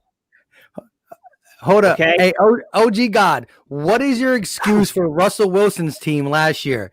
OG, what is your excuse for Russell Wilson's team last year to be the number one rush attempts? Now, Seattle Seahawks weren't the number one rushing team in the NFL, but they ran the ball the most times. What is your reason that a guy as talented as Russell Wilson, Super Bowl champion, what is your reason for Pete Carroll running the ball more than any team in the NFL? Please just give me your answer on that, my guy. OG, I want you to honestly elaborate on why Russell Wilson, being one of the best quarterbacks in the league, I'm not going to say he was the best last year or the worst. I love Russell Wilson. He cooks. Russell Wilson's team last year led the league in rushing attempts. What is the reason for that? Who, by the way, gets paid a couple $1 million more than Carson, I believe, or a couple $1 million less. Hey, shout out to Simone Stanley. She said Eagles need to retire the season, but she's keeping it plain as we all just stink, and we do stink. Shout out to Simone. Beyond Driven with the 49 Super Chat. We, in real life, wasted so many roster spots between keeping these old players on the roster, i.e. Alshon and Peters. He said, can we talk about Alshon? I don't really think there's nothing to talk about. My man jumped like a mile too soon on that pass. Yeah, look. Alshon's gone. Whether he played good or bad, and right now he's been playing bad, so he's definitely gone. That play was so indicative of everything going on. Why are we throwing the ball on a 1st and goal? Right to Doug. Why is Carson floating it? It's a bad decision. And what was Alshon doing? Why were you leaving your feet that early? Like, even if he comes out with that pass, he's going to have to break like 3 tackles. Like, bro, it's just so it's a great example of just like the extent of crap this season. Yeah. Hey, JK, shout out to you, man. Yeah. I know you feel my pain. I feel you. But listen, I'm gonna tell you why. It's just something for him to, to blame on Carson, man. He tried to make it seem like he made an attempt for the football. And once again, I gotta look at it. You know what I mean? But from what I seen a bad attempt on that football. I don't know if it was too high, if he could have got it anyway. But what I can say is, let me tell y'all what's going on and that we really don't talk about with this football team. We have something that's hot that comes in that people haven't seen and haven't had tape on. A la Travis Fulgham. A la Jalen Hurts. And when people get tape, is no type of switching things up to get these dudes into better positions. Once again, you bring in Jalen Hurts and nothing happens. I mean, he runs for 9 yards. So, yeah, like you could have just handed that off to your freaking running back. You know what I mean? Like, I'm not gonna lie to you, man. Once again, man, it's the play caller. It's everything that's going on with the team to me. You know what I mean? It's like you put your defense in a lot of bad predicaments when you don't score the football. Like this defense. Let's talk about this defense. Let's talk about how this defense is made. Let's talk about 2017. What are we made to do? When you talk about this defense and this defensive line, we are made to get a lead and then let our defensive line go eat. Pin their ears back because they know that they gotta throw the football. Could you imagine what Baker Mayfield would have looked like if he had to throw the freaking football? He was horrible in the first quarter throwing the football. The first drive, he was horrible. Could you imagine in the fourth quarter or even in the third quarter if we up by 10?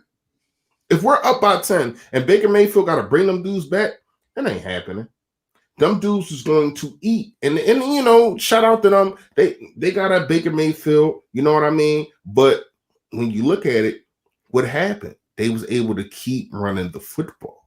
And they stuck with it. Something that we did not do.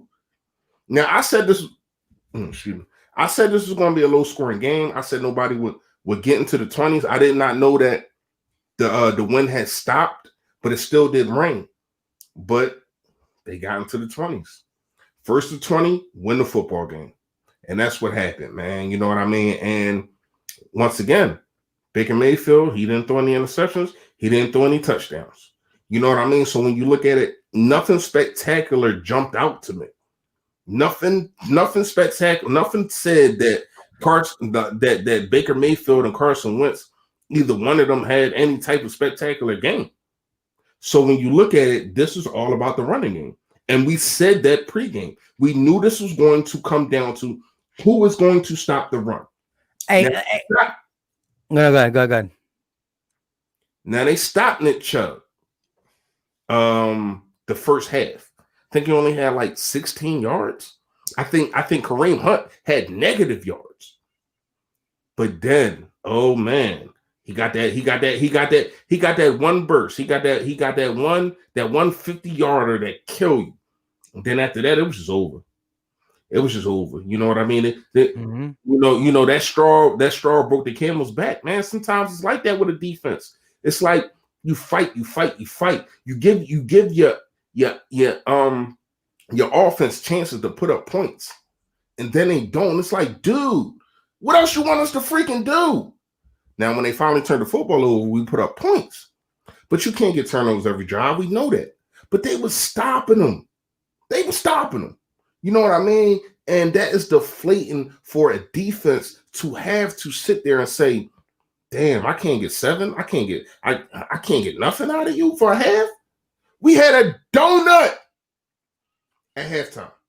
Hey, Mike, do me a favor.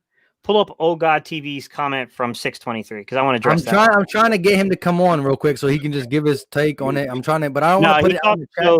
So he's talking about too many turnovers. He's a turnover machine. That's not the coach's fault. Hold up, Oh God TV, because you're wrong. I'm not saying Carson is blameless in the situation, but I'll give you an example.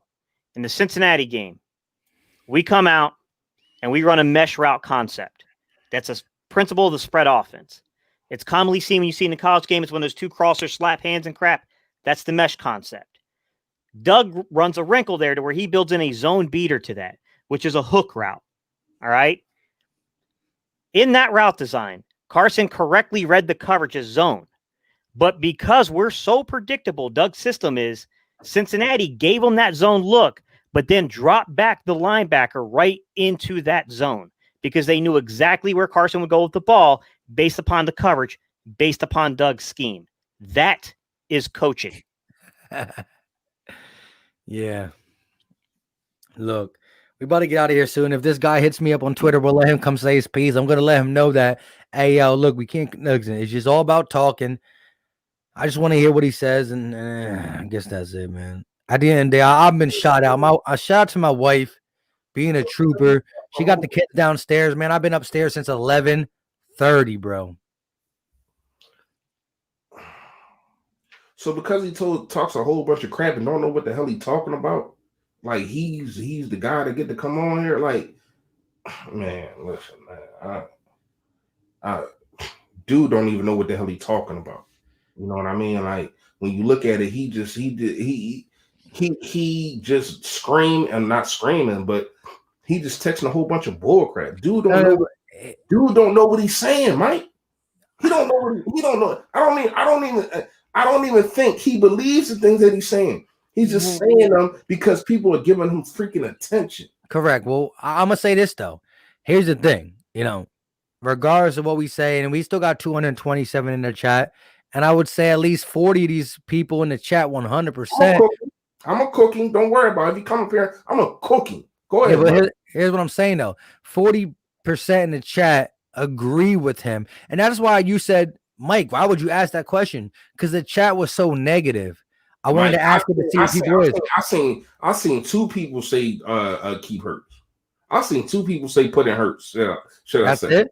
Yeah, that's a lot more than. First of all, the problem with that pressure, they say put in Hurts, right? And I don't dislike Jalen Hurts, but you're setting this kid up for failure with this line, with this vanilla play calling.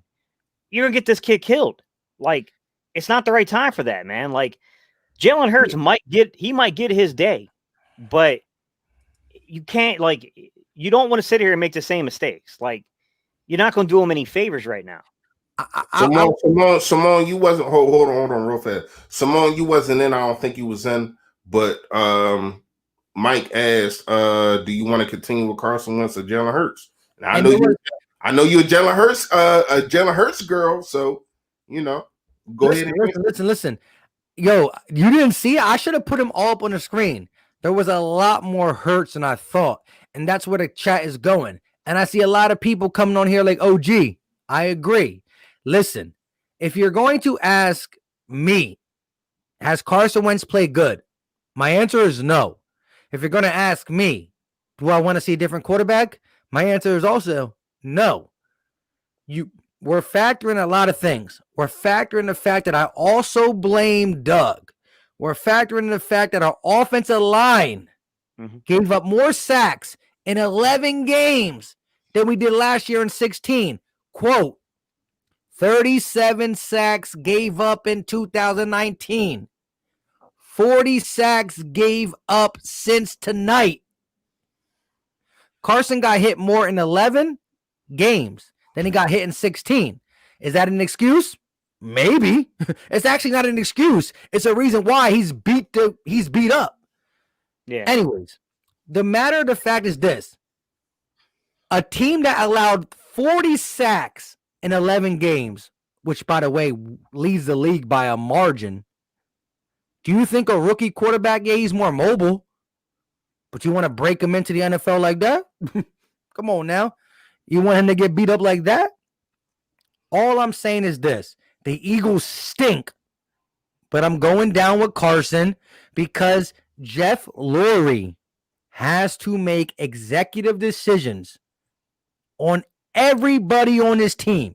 So you're like, oh, but you just love Carson Wentz. You're like, you're going to rock with him the rest of the season. Yes, I'm rocking with him the rest of the season.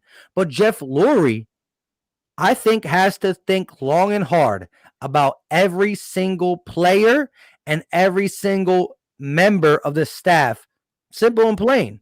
Whether that be Carson, Doug, Jim, Howie himself. Decisions got to be made. But you don't pull Carson Wentz. You ride it out. You have to see. We stink. You think Jalen Hurts is going to come in and beat the Saints, the Packers, the Seahawks? No, we stink. So let's play it out. I feel the same way, man. I feel the same way. This season has set us back 3 years. I feel the same way. No, absolutely. Like, man, I don't know that we have exact answers on the offensive line yet, and that's concerning to me. That's really concerning to me. I think Gates, and I'm glad that you're directing Jalen Williams. I think we do. What I would do, I will put and not just saying for the future. I'm just talking about right now. I want Jordan Mailata, left tackle. Jason Peters, left guard. Of course, you know who your center is. Right guard, Salamalu. And of course, Lane Johnson at the right tackle. I think that is stable. I think that's what you go with. Put that dude back to guard. He's not a. I seen this dude get bull rushed about 4 times in a row. Remember how we kept saying, Dillard. We understand Dillard, but Dillard is but when you put Peterson, Peter's not going to get bull rushed. How Dillard was getting. This dude is getting bullied. Yeah, he is. He's getting bullied. Like put him at guard, man. Like seriously, put him back at guard. You paid him his little bit of money. That's really all he wanted. You paid him his money. Put him back at guard. I think with that lineup that I just said, and Jalen, I want you to comment and let me know how you feel about that.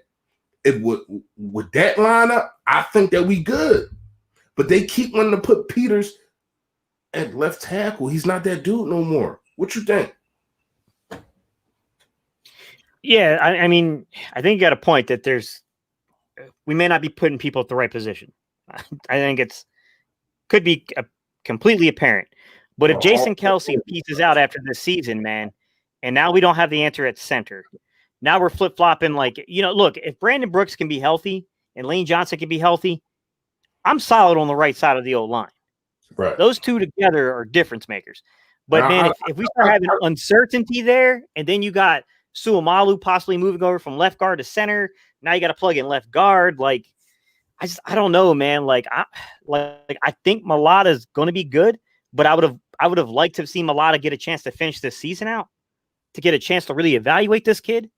And I don't think we're going to get that opportunity because of just stupid decisions, personnel decisions. I'm be real with you. Like, people were talking. I saw someone commented. Lamont had commented and said about like McNabb didn't have a great offensive line. Like, look how bad he played in 1999, man. He wasn't good, man. He was like 40% of his man. Like, McNabb was not good in 99. And then when you go into the 2000s, he had a great O-line. Right. Like, that's not it. Like, I just think, like, when you look at Jalen Hurts, guys, if you're going to play Jalen Hurts, then the kid deserves a real opportunity. He doesn't need to be the fall guy. And that's what you would be doing to him. You would be making him the fall guy. Because the kid is not prepared yet. We can talk about McNabb and you can talk about Jalen Hurts and you can say, like, hey, like, physically there's some similarities here. But as a quarterback in their development in their first year, McNabb was much further along. That's just facts, guys. Like, it's nothing against Jalen Hurts. I think the kid actually is talented. But this kid is he's a work in progress. Like, my concern with Jalen Hurts isn't the player. It was what the team needed. It was the fact that this team had a lot of things it needed to address. And then it took really risky picks in the second round and the third round consecutively. I like both of those guys independently as players, but I question the personnel decisions there, especially when we don't have a right corner. Well, we don't have a corner opposite of Slay, right? We don't have answers at linebacker. And we could have taken linebackers. We had opportunities in both the second and third round to take linebackers there, right? We could have used more safety help. We could have used linemen, offensive linemen. There was a lot of different ways we could have gone, and we didn't go there. Like, there's a lot going on with this team, guys. There's so much going on behind the scenes.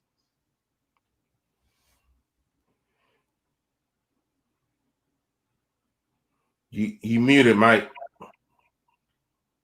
You muted.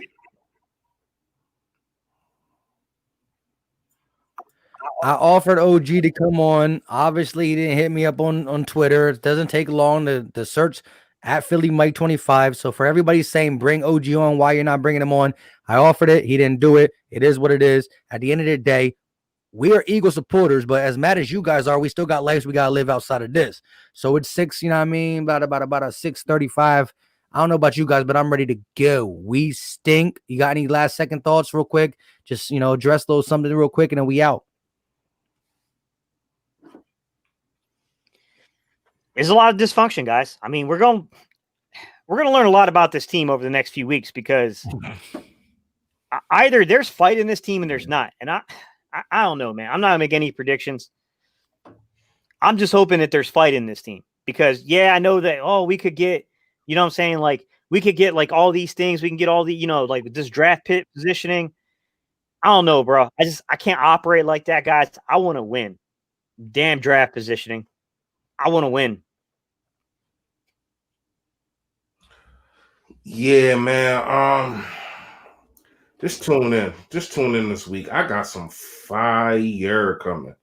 You already know it's probably going to be hoodied up, fresh, Grim Reaper fresh, the general all week. Because I got some people to talk about, man. I got some people to talk to. And I'm frustrated. I ain't gonna lie to you. I'm frustrated. I don't understand. It's not like this wasn't a winnable game. I did not see not one winnable game. I mean, you want to say the Rams game? Probably. But I did not see not one winnable game that we lost this season.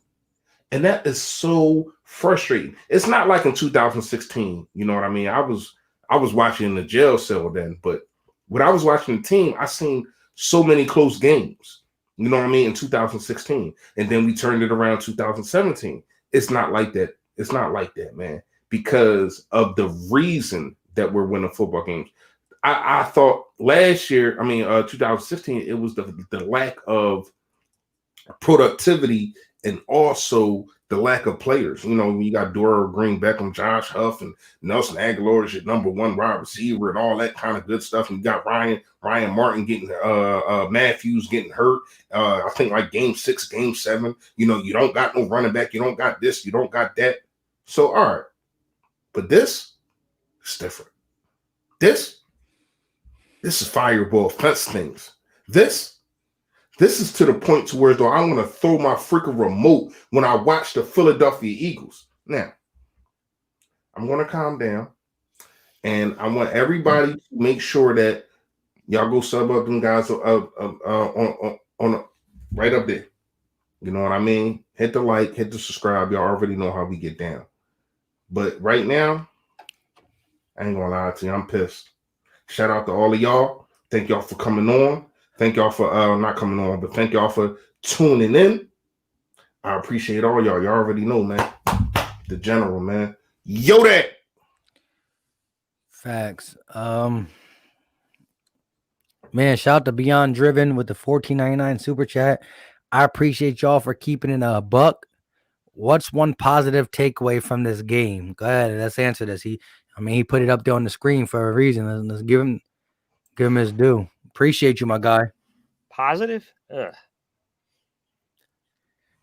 The time hit 0 and the game's over. I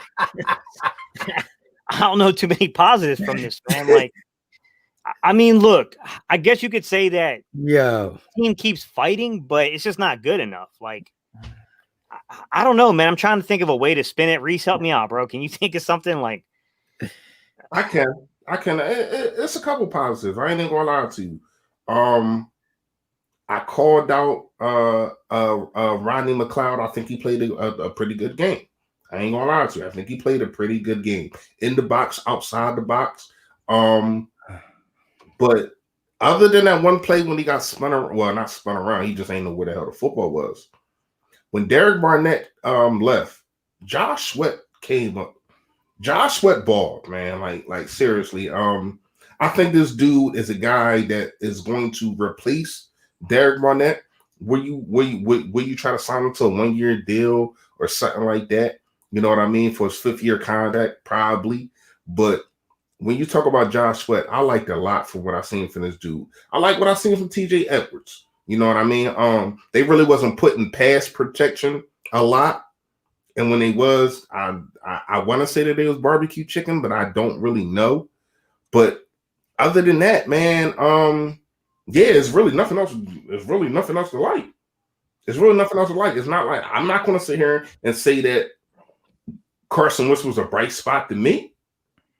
I'm not going to say that. And that's what I need people to, and you know, I read your comments. I see the little sneak shots that y'all be taking.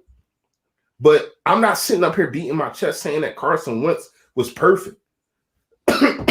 I'm saying he wasn't in a position to be better. He wasn't put in a position to be better. That's all I'm saying. And that comes with coaching. If you play football, you know what I'm talking about. If you don't, then you just listen to these commentators tell you that he overthrew a guy when he's getting hit in the back. Like, Mark had me so freaking mad listening to him. Like, I was so pissed off at Mark. You played the game, dude. You know what it's like. You don't know what it's like to throw the football, but you know what it's like to hit a guy. And you know what it's like when you hit the guy, how that just messes up your throw. He did not overthrow that. Like, Mark had me pissed, man.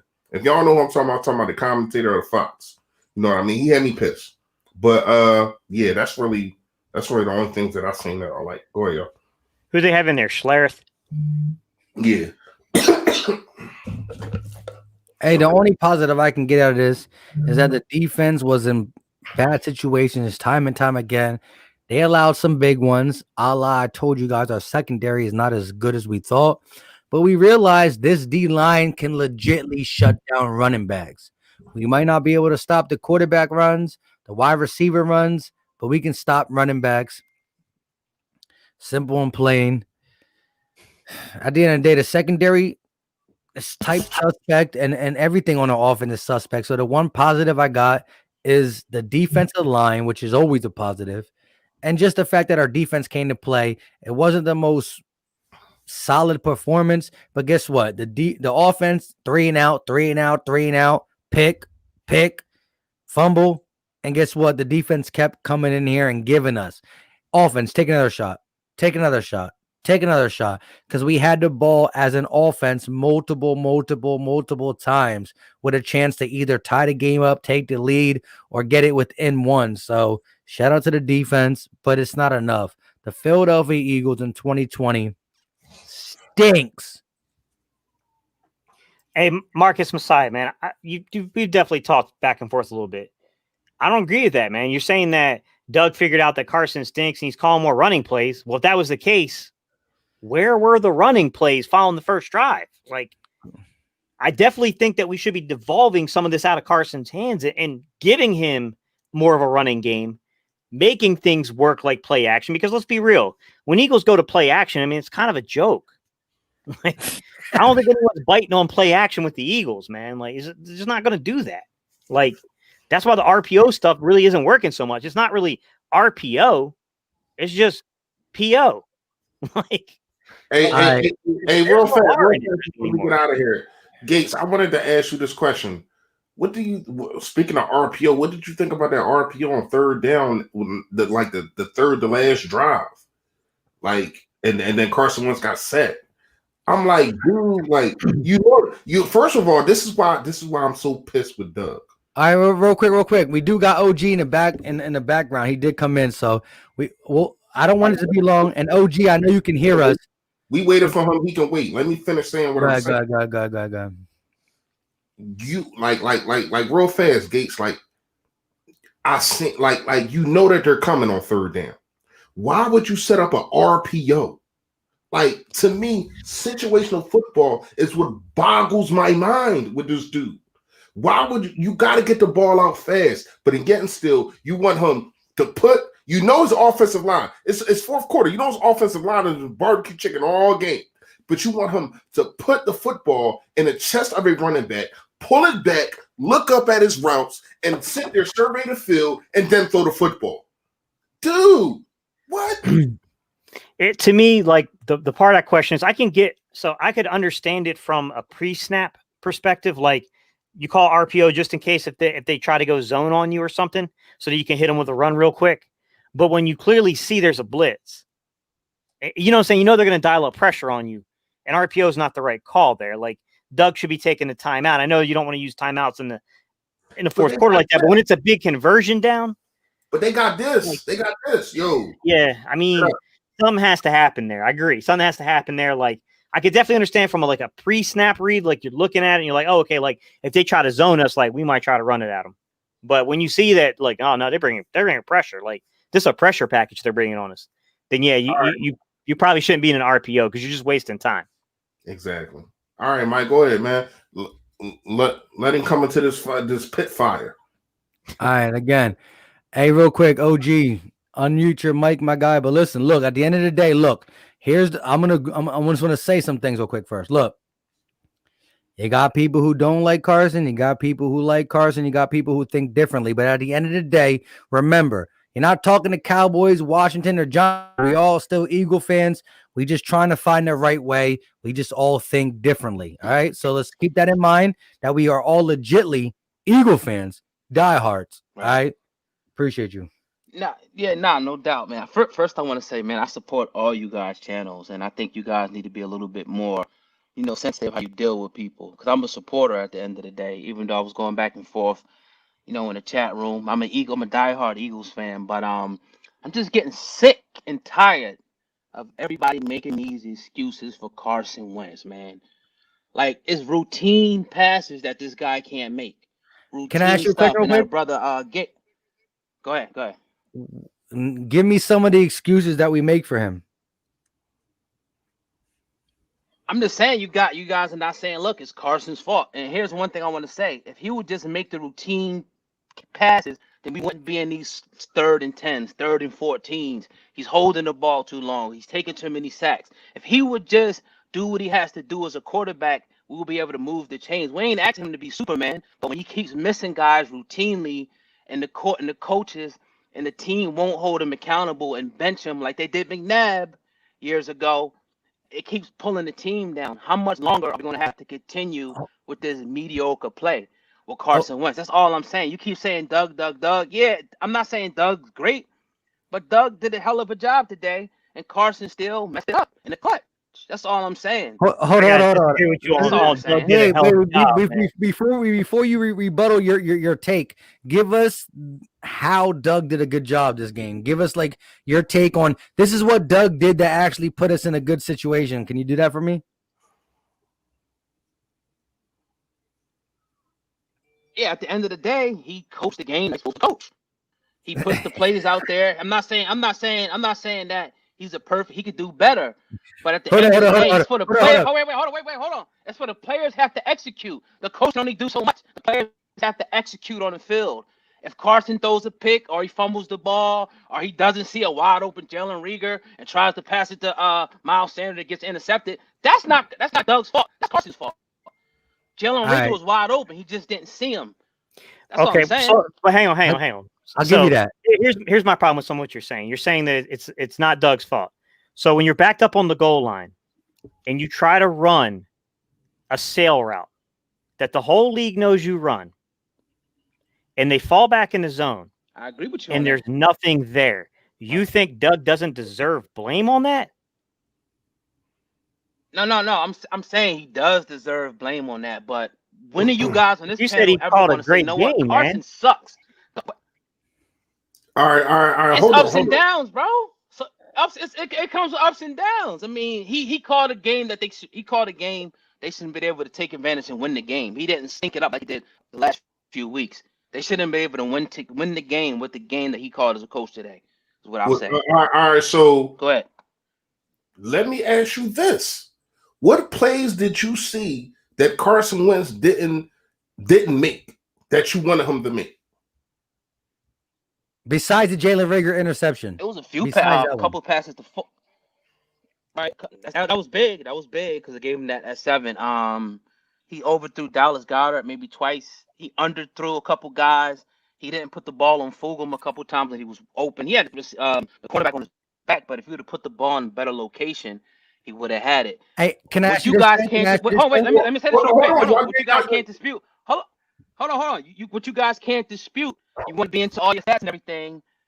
See how inaccurate Carson Wentz is. He's like the worst inaccurate quarterback in the league right now. Go check the stats on that. His accuracy sucks. Yeah. Can I get a stat on that one? Yeah, that's not true. But let me tell you this. First of all, hold on. I'll let you go. Hold on. First of all, I've seen Fulgham drop 2 passes today. That's uncharacteristic of him, but it still happened. And let me tell you something. He is under pressure about 75% of the times he drops back. Do you want to talk about him leading the league or the offensive line leading the league in quarterback pressures and quarterback hits and sacks? You want to talk about that? You want to talk about the fact that this dude, hold on, and I'm gonna let you go. You want to talk about the fact that this dude was second in the league last year and rolling out as a quarterback and making plays, and your coach that you say called a good game still doesn't roll this dude out. You want to talk about the fact that he don't run a freaking football. You want to talk about the fact that when you're put in a situation to where as though your offensive line is not doing a good job. When your offensive line, hold on. When your offensive line is not doing a good job and they are giving up safeties, not safeties with an S, but a safety. They're giving up sacks. You don't you don't run a ball, you don't roll your quarterback out. You don't do the things that need to be done, like quick passes. Go ahead, bro. Hey, real quick, OG. Go ahead, rebuttal that. And I just want to ask you a couple simple questions then. All right, go ahead, rebuttal that. Nah, I mean, a lot of it I agree with. They got to design some schemes to get the ball out quicker. But at the end of the day, your quarterback can't keep turning the ball over at this rate, period. Like, if we didn't turn the ball over today, if Carson didn't throw that, we may win the game if he didn't throw that interception today. He has, what, 39 fumbles? 39-something fumbles, something like that? That's not this year. You guys are not, holding them accountable. Hey, over his career, right? OG. Why are we not? But like we say that, right? And I agree with you that Carson is turning the ball over way too much. But in the same light, on the first drive of the game, Miles Sanders turns over a ball in the red zone. That's 7 points off the board, more than likely, right there too. Like we're not holding other players to the same standard we're trying to hold Carson to. Correct. And that's my problem with it. Is that that's not true? That's not true. OG. Let me ask you this though. Look, I don't know how much you watch my actual videos. I don't know how much, but look, I've been very critical of Wentz in the sense that Philly Fresh called me out in the pregame. I know you weren't there, but Philly Fresh called me out in the pregame because I said that Baker has had a better year than Carson, even though I would take Carson over Baker because I know the talent's there. Here's my thing. Look, I don't know if you're a Sixers fan. I don't know if you're just Eagles or you're just Eagles, Sixers, Phillies, Flyers. I don't know, but I do know this. I love them all, man. I love them all. I love all the. So are you trading Ben Simmons because he can't shoot? I'll be up for it. Somebody better, definitely. All right. So, all right. Let me give it to you this way, then. Look. Let me give it to you this way. Look, OG. What?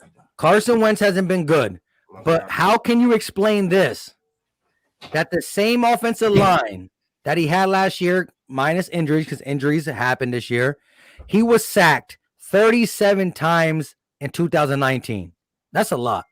He's been sacked 40 times in 11 games. So listen, 2019, 16 games, bro.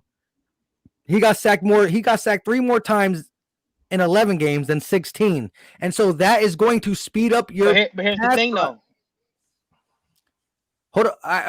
Let me just finish this. Some of those sacks are always not. Some of those sacks are. All right, go ahead. Sorry. Yeah, hold on. Some of the same sacks last year was Carson Wentz's fault. So it was Carson Wentz's fault last year, and some of them for this year. But there's no reason that it should be this big of a dramatic effect difference. The fact of the matter is, we're on pace to have a 50+ sack season, and that's bad. And here's the thing. Any quarterback in the game under this pressure is going to change their mechanics, change their body language, throw high, throw low. Guess what? In 2017, when we all praised him, he threw high and low. Go back and check it. Boy missed some passes, but hold on. Let me just say, he makes the play when it comes down to it, and he hasn't done it this year. That's why we're so awful. But listen, bro, let me just ask you this question. If prior to this game, because I don't know where we're at now, but if you got a running back that leads the league in yards per carry, right? Now I'm going to say, why do we have to run the ball? But, and again, I know you said you don't care about Russell Wilson, but here's the thing. What I'm trying to say is Russell Wilson is a top 3 quarterback in the NFL, and his team felt to get Russell Wilson playing the ball right, you got to run the ball. So if Russell got to run the ball, if Gate City said that so far this year, the Kansas City hot offense has run the ball more than the Eagles, and the Philadelphia Eagles are in first place at yards per attempt with Miles Sanders, why not run the ball? And then guess what? Second place now. And then you see 8 run attempts. And then for the rest of the game, 13. So we run 8 run attempts in 5 minutes and 13 in 40 minutes. So what I'm saying is this. Carson Wentz didn't play a good game. OG, you got that out of my mouth. But I'm also saying his game could have been better if you just ran. Why? Why did you stop? You understand what I'm saying? Well, here's the thing. Let me address it. Can I address your point? Let me address the sack thing first. When you talk about the sacks are not always on the offensive line. The offensive line, they got a certain amount of time to block, and that's it. You got to get the ball out. The quarterback's holding the ball too long, like Carson Wentz does. Some of those sacks are on him, not all of them. Some of them are long developing plays too. Just okay, I'm sorry, but the play calling is long developing. Finish, bro. I'll let you finish. Please let me finish. You're gonna let me lose my train of thought. If a quarterback's holding the ball long like Carson does, sometimes the sacks are on him. When you talk about running the ball, I think why the Eagles get away from it is because they're always playing from behind. One possession game starts playing from behind, they pass. But they're behind still. But there's one possession too, and you got to make something happen in the air. We're talking about Doug Peterson. He's a pass happy guy. That's what he's going to do. I'm not saying that I agree. I'm not saying that I agree with them doing that. But when you're playing from behind, teams tend to pass the ball in the NFL. It's more of a passing league, right? Right or wrong? That's all I'm saying. So I just wanted to answer both of your points right there. But go ahead, somebody else go. Hold on. Let me just do this. OG. Why did Gate City just bring up stats? And I can't remember them exactly, but so far, Patty Mahomes and his offense ran the ball more than. What I'm trying to say is this. Freddie Fresh got mad because I didn't let him go. OG. It's a passing league. I agree. But if you are the coach, which he sees what I see, what you see. If you see your quarterback struggling, why wouldn't you go more run heavy? Which I'm not saying. You're saying, well, you saying that is saying Carson Wentz is struggling. Bro, I said Carson Wentz is struggling, but I also think the play calling has been basuda. It's been bad. We are 29. Fellas. It's time to bench him. I don't know if you guys watched the Eagles post game. I forget what my man's name is from the Eagles, the old linebacker. Slipping my name right now. He said it's time. Seth Joyner. He said it's time now to bench Carson Wentz. I couldn't agree more. I think it's time to sit him down and let's see what the young guy Jalen has, man. At this point, he can't do no worse. At this point. Yes, he can. That's all I'm saying. He has to be held accountable. No, he has to be held accountable. I doubt it. I doubt it. Hold on. With all due respect, man, I've coached this position. I don't dislike Jalen Hurts, but you think Carson's footwork is bad? This kid's footwork is a disaster. Like, this kid is not ready for the spotlight yet. He might have an opportunity, but if you put this kid out there with this offensive line, with this horrible play calling and design coming from Doug, you're going to get this kid killed. He's not ready for that. They're going to run some RPO stuff with him. They'll do some read option, but then teams are going to come up and they're going to shut that stuff down and they're going to force you to throw. And that's where this kid's going to get in trouble. He's not ready for that yet. You don't think he can throw the ball? How it's do we not know, though? How do we know ball, man? His mechanics are highly flawed at this point, man. He has a really elongated delivery of the football. His footwork is really bad. It's gotten better since he took some snaps in camp that I can see a little bit in game film, but he's not an NFL quarterback yet. This kid still has a ways to go. Am I saying that they shouldn't at least send a message to Wentz? Yes. But Wentz has got to be your guy. He's got to be the guy that you have to let play the season out because you're talking about long-term financial consequences on this roster. Exactly. Hey, OG, and it comes down to this, though. When the play's not right for the coach, for the quarterback, for every single player on this offense, the O-line don't get to not have blame. Doug Peterson don't get to not have blame. Carson Wentz clearly gets blame. That's what I'm trying to say to you. I blame him. I blame everybody on the offense. But what I'm trying to say to you is this. This guy can't feasibly be cut into 2022 with us coming out of our heads above water. So what I'm saying is you're asking for something. If we bench him, right? You're putting a lot of money on the bench. Yes, it's holding him accountable. I'm not bad for like a sit and a half. If the dude is struggling, sit him a half, sit him a game. The season's over, but at the end of the day, you have to figure out how to go with Carson Wentz to at least 2022. And so here's my thing though, and I'm gonna draw back to this. Carson Wentz has always missed high and low, but he showed talent. And I think under different circumstances, he can bring the talent back out. Maybe I'm wrong. Maybe you're right. Maybe you're wrong. Maybe I'm right. We're not going to know. But $100 million says, hold up. What $100 million says is we got to find out, or us as an organization is going to be in trouble. We're going to put Jalen Hurts in an offense where guess what next year?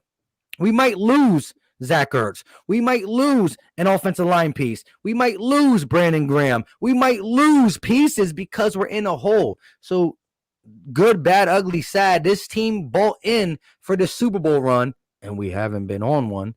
And so we're going to be suffering, and you got to figure out where Wentz is. And even if you can portray some good football, if you are dead set on moving them, you got to portray some good football to get out of it, because there's going to be an offensive coordinator that will take a chance on Carson Wentz. They got Teddy Bridgewater. They take Jimmy Garoppolo. They take Alex Smith. There's going to be a coordinator in an offense that will give a shot for Carson and maybe get him up out of this contract. But you got to show. You can't show no confidence in him. And even if you keep, you know what I'm saying? Go ahead, OG. I just think that, man, it's like it's too much. Every time you guys say Carson, well, but this person, Carson, but no, it's on the quarterback. Because when the quarterback wins, oh, he's this, he's that. As soon as he, it's a bad game, oh, it's the team. No, the quarterback has to make the routine plays. The quarterback has to will the team to win. Carson is the key to this team winning. Period. We can't keep absolving everyone else and say, oh, no, we have to put blame where blame is due. That's what I'm saying. So I think that Carson, how much longer you guys are saying a whole nother year of this mediocrity? A whole nother 16 games of this? It can't work, man. I think you got to go, and you got to put him on the bench at this point. What's going to change this? In your opinion, what's going to change this? Different play calling, a new coach? I don't know, man. I think this is in Carson's head right now. I think all of this is completely on him, and it's up to him to turn this thing around. Period. That's just the way I feel, man. But go ahead. I can go ahead, man. I appreciate. Go ahead, Gabe, if you got something. What can change it? Simply put, simple fix would be devoting yourself a little more to the running game. I'm not asking for a 50-50 mix. I'm asking to be more honest and more open with when you run the ball, because you keep trying to run an RPO throwback. That's not working, man. We're not running 51 to 49%, which is why the RPO was so effective. Like, we're not doing that now, but yet we're still trying to act like that's going to be effective. We're still running these same plays.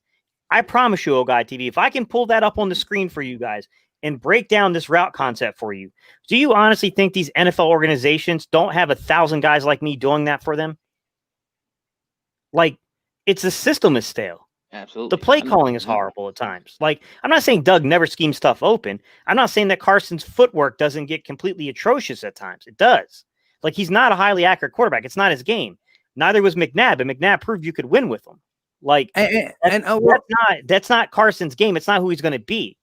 My problem is that Doug has not adapted to Carson. And it's not fair to keep throwing this on him like this. Like, you're not moving the pocket with this guy. You're just simply not getting plays open for him. You're not designing receivers open enough. You're doing really basic rub routes that every team sees coming. Like, we're just not doing enough for him to judge and qualify yet. I understand that the offensive line stuff is not necessarily on Doug. We suffered a tremendous amount of injuries. This is a really tough season for O-line play. I get that. But he's not making any adjustments either. And he's the head coach. Yeah. And real quick, OG, look. You got both me and Gate on here, and I'm going to say, I mean, again, I don't know how many videos you watched of mine. Ask 2020 Vision just said, OG God TV, hands up to you. But he also said the same thing to me when I was saying Carson Wentz in 2020 has not been good. OG, bro, I said it. But here's the thing. This team is not a quarterback away from winning. The O-line is trash. Play calling is trash. The team is not good. So what I'm saying is, if you put Jalen Hurts in, we're going to lose. Maybe a different way, but we're going to lose. We're going to lose under Carson. We're going to lose under Jalen Hurts. The fact of the matter being is we're tied to Carson for another couple long years with some big money on it. So we have to exhaust options. You know, you listen, if you put your life savings into a car, you know the car's trash, you're still going to try to salvage it before you get rid of it. Am I right or wrong, my guy? I agree, man, but he got to come out of this thing, man. Like, it's too much at this point. I'm waiting every week. I'm just waiting. I'm waiting. Like, come on, Carson. And he's just, I don't know, man. Oh God, I don't know. Like, but the thing is, oh God, is like back this. then. I actually thought back then that the. Go ahead. Sorry. No, go ahead. Oh God, I'm sorry, man. I thought you had stopped. brother. OG, call him OG because that's weird. Oh God. No, so what I was saying is that okay, we can look at Carson's decision making, right? And we can say like, hey, you shouldn't have thrown that ball. And there are times I agree with what you're saying clearly, but at the same time, it's like when the picks are happening, some of this stuff's on the receivers too, man. Like I pointed out the first Washington game, that Hightower pick. Look, you look at that, you break it down. Carson saw ghost in that one. Washington feinted pressure. They made it look like they were going to be in pressure, and they backed off of it. Carson read the pressure. He went right into a hot read, which was that route, okay? They were playing cover 3 off. They were in the perfect position to get that ball if your receiver makes a mistake. Hightower's not a veteran guy. He's still learning. Like, he's a good route runner, but he's still learning nuances. He didn't sell the route very well. He didn't sink his hips to get back to the ball well, and the corner beat him. I'm not saying you absolve Carson of the blame there. I'm saying that they're with better receiver play in that exact instance. That's likely not a pick, right? Go to the JJ one in the end zone in with the Rams game, right? I agree with you. Carson shouldn't have thrown that ball. It was unnecessary in the moment. JJ also ran a horrible route that probably led to that being very easily picked off. Yeah, could have got himself in position to deflect that. Once again, we've been calling Wentz out for these decisions. I've made videos where I've talked about Wentz's decision making. And I said, hey, man, sometimes he's seeing things correctly, but he's taking really risky plays. He's being really risky with the football. I've said that. I agree that he does hold the ball too long, but I'm also not going to say that 40 sacks is because Wentz is holding the ball too long. I'd say 5 or 6 plays where there's been a sack, Wentz should have definitely got the ball out of his hands. Correct. That's not, you know what I'm saying, but that still leaves you with like 34, 35 sacks and like week 12. Like it's not good. Like the O-line plays has been really bad. I know that early on in the season, we could have made excuses to say the reason we're not running the ball is because we don't have the offensive line personnel to get a push. And I get it. Miles Sanders was out for, that first game. I get that. But in the same light, man, like it's happening week after week. And like these last 2 weeks in particular, it's offensive that we're not running the ball. We played pretty solid once this season. We know that scheme. We know they run a cover 2 man under system. We know that's a hard system to pass on because you have to throw in tight contested windows if you're throwing outside. Instead of doing what Andy Reid and Kansas City are doing, which is a very similar offensive concept to us, they have different personnel. I'm not saying the personnel is the same, but it's a similar system and scheme to what we run. Instead of us using the running game when these defensive backs have their back to us and daring them to, in return, come up and stop the run, we don't do it. We set Carson up to be in these really bad positions. He played within the scheme. He played within the system last week, and he took a lot of criticism for that. We go to this game. I'm not going to say the weather conditions dictate you absolutely have to run the ball in this game. It's rain. You can still throw the ball in rain. The wind conditions were But when you start your game plan out, where it was clearly game plan that you wanted to run the ball, one fumble shouldn't deter you from sticking to that. We moved the ball on them. Carson was in a rhythm. He looked good throwing. These are the problems I have with Doug Peterson. I'm not saying Carson is absolved of blame. 50-50. Doug could fix a lot of these problems with better play design, better decision making himself, as much as we put it on Carson, because Carson makes some questionable decisions. I'm right there with you on that. He's a risk taker. That's what he is as a quarterback. We all know that. But Doug's not doing enough to mitigate these things. He's compounding these problems and making them worse. Ain't OG. Go ahead. Go ahead, OG. Yeah, I definitely could agree with that. I agree with that. But go ahead. Somebody else could talk, man. I'm just listening now. No, OG. And all I'm saying is this, though. Look, it's all right to be frustrated with Carson Wentz. It's all right to be frustrated with this whole team. It's not been playing good, bro. With 3-6-1, disgusting. But here's the thing, OG. What if you put Hurts in for the remaining, what? We got 5 games, remaining 5 games, and he's pooped too.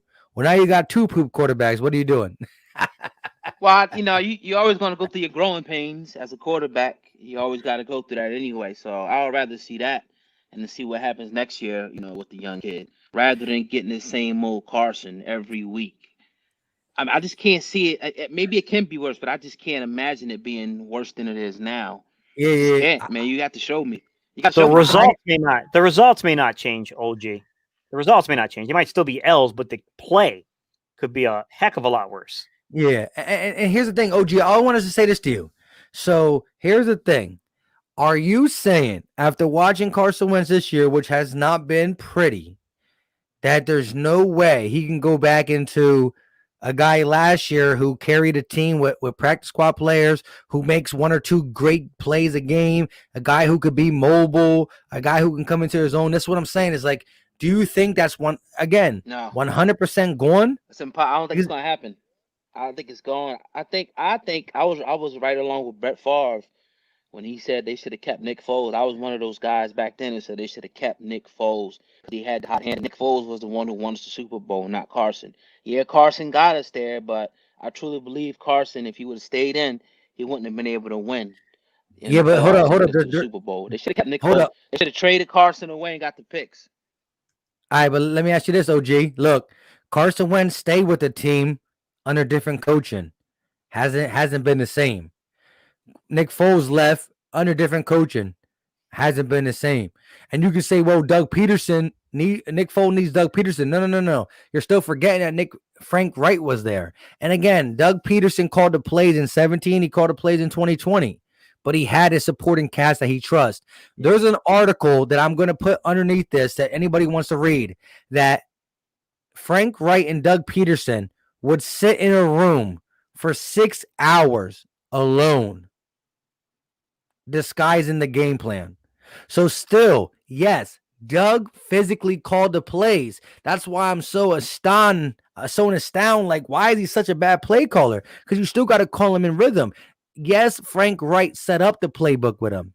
They put the plays in together, but Doug called him whenever he wanted to. Maybe he had Frank Wright in his ear, which we don't have anymore. But at the end of the day, Doug Peterson was the play caller in 2017 too. People don't realize it. He was. It wasn't Frank Wright calling them plays, but Frank Part was an intricate part of it. And again, 6 hours in alone with a room, 2 guys, they better be talking about football. You know what I mean? So at the end of the day, look, this team is different. This team is not the same. Nick Foles actually has talent on the Bears. You could maybe call it equivalent talent to the Eagles on offense, especially when we were hurt earlier. Maybe not now. Their offensive line is beat up a little bit, but everybody stinks. Yeah. At $82. That's not true, bro. I'm sorry. First off, you left out Alshon Jeffrey, who was pretty pivotal that year. And then also, Jay Ajayi's knees weren't gone in 2017. That happened in 2018. Facts. Hey, but LeGarrette Blount was here. Like that. I'm sorry, man. Like, it's got to be, like, come on, man. You got to be reasonable. And I want to say this before OG God goes. Nick Foles' Super Bowl ring and Carson Wentz whole season was with the 3rd overall rushing team. So OG, Nick Foles had the 3rd best rushing team. Carson Wentz had the 3rd best rushing team.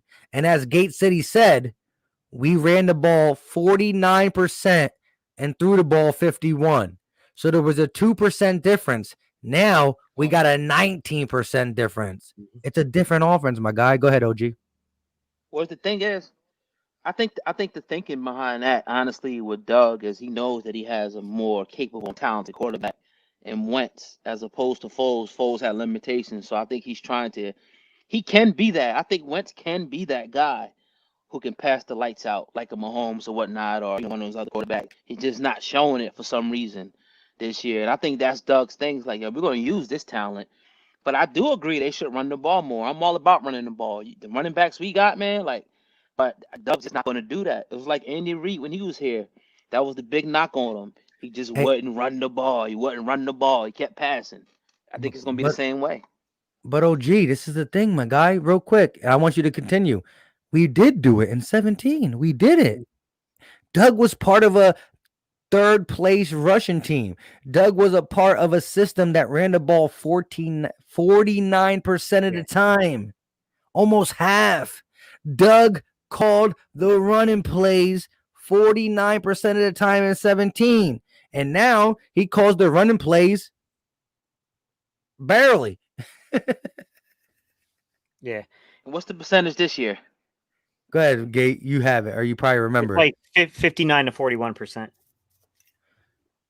So 59% pass. Bad, but okay, yeah. But it's a big 60, difference. 60-40 basically. Yeah, it's 60-40 instead of 50-50. You know what I'm saying? And so what I'm saying is the formula for Carson Wentz. Again, OG, you say you shouldn't have to roll your quarterback out every play. I agree. I think if you roll him out early, Carson will make passes in the pocket. However, this is the thing. If your run game is scary, if you have a scary run game, what works best off the scary run game?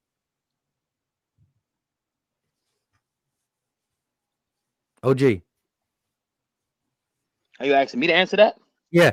If you have a scary run game, what works?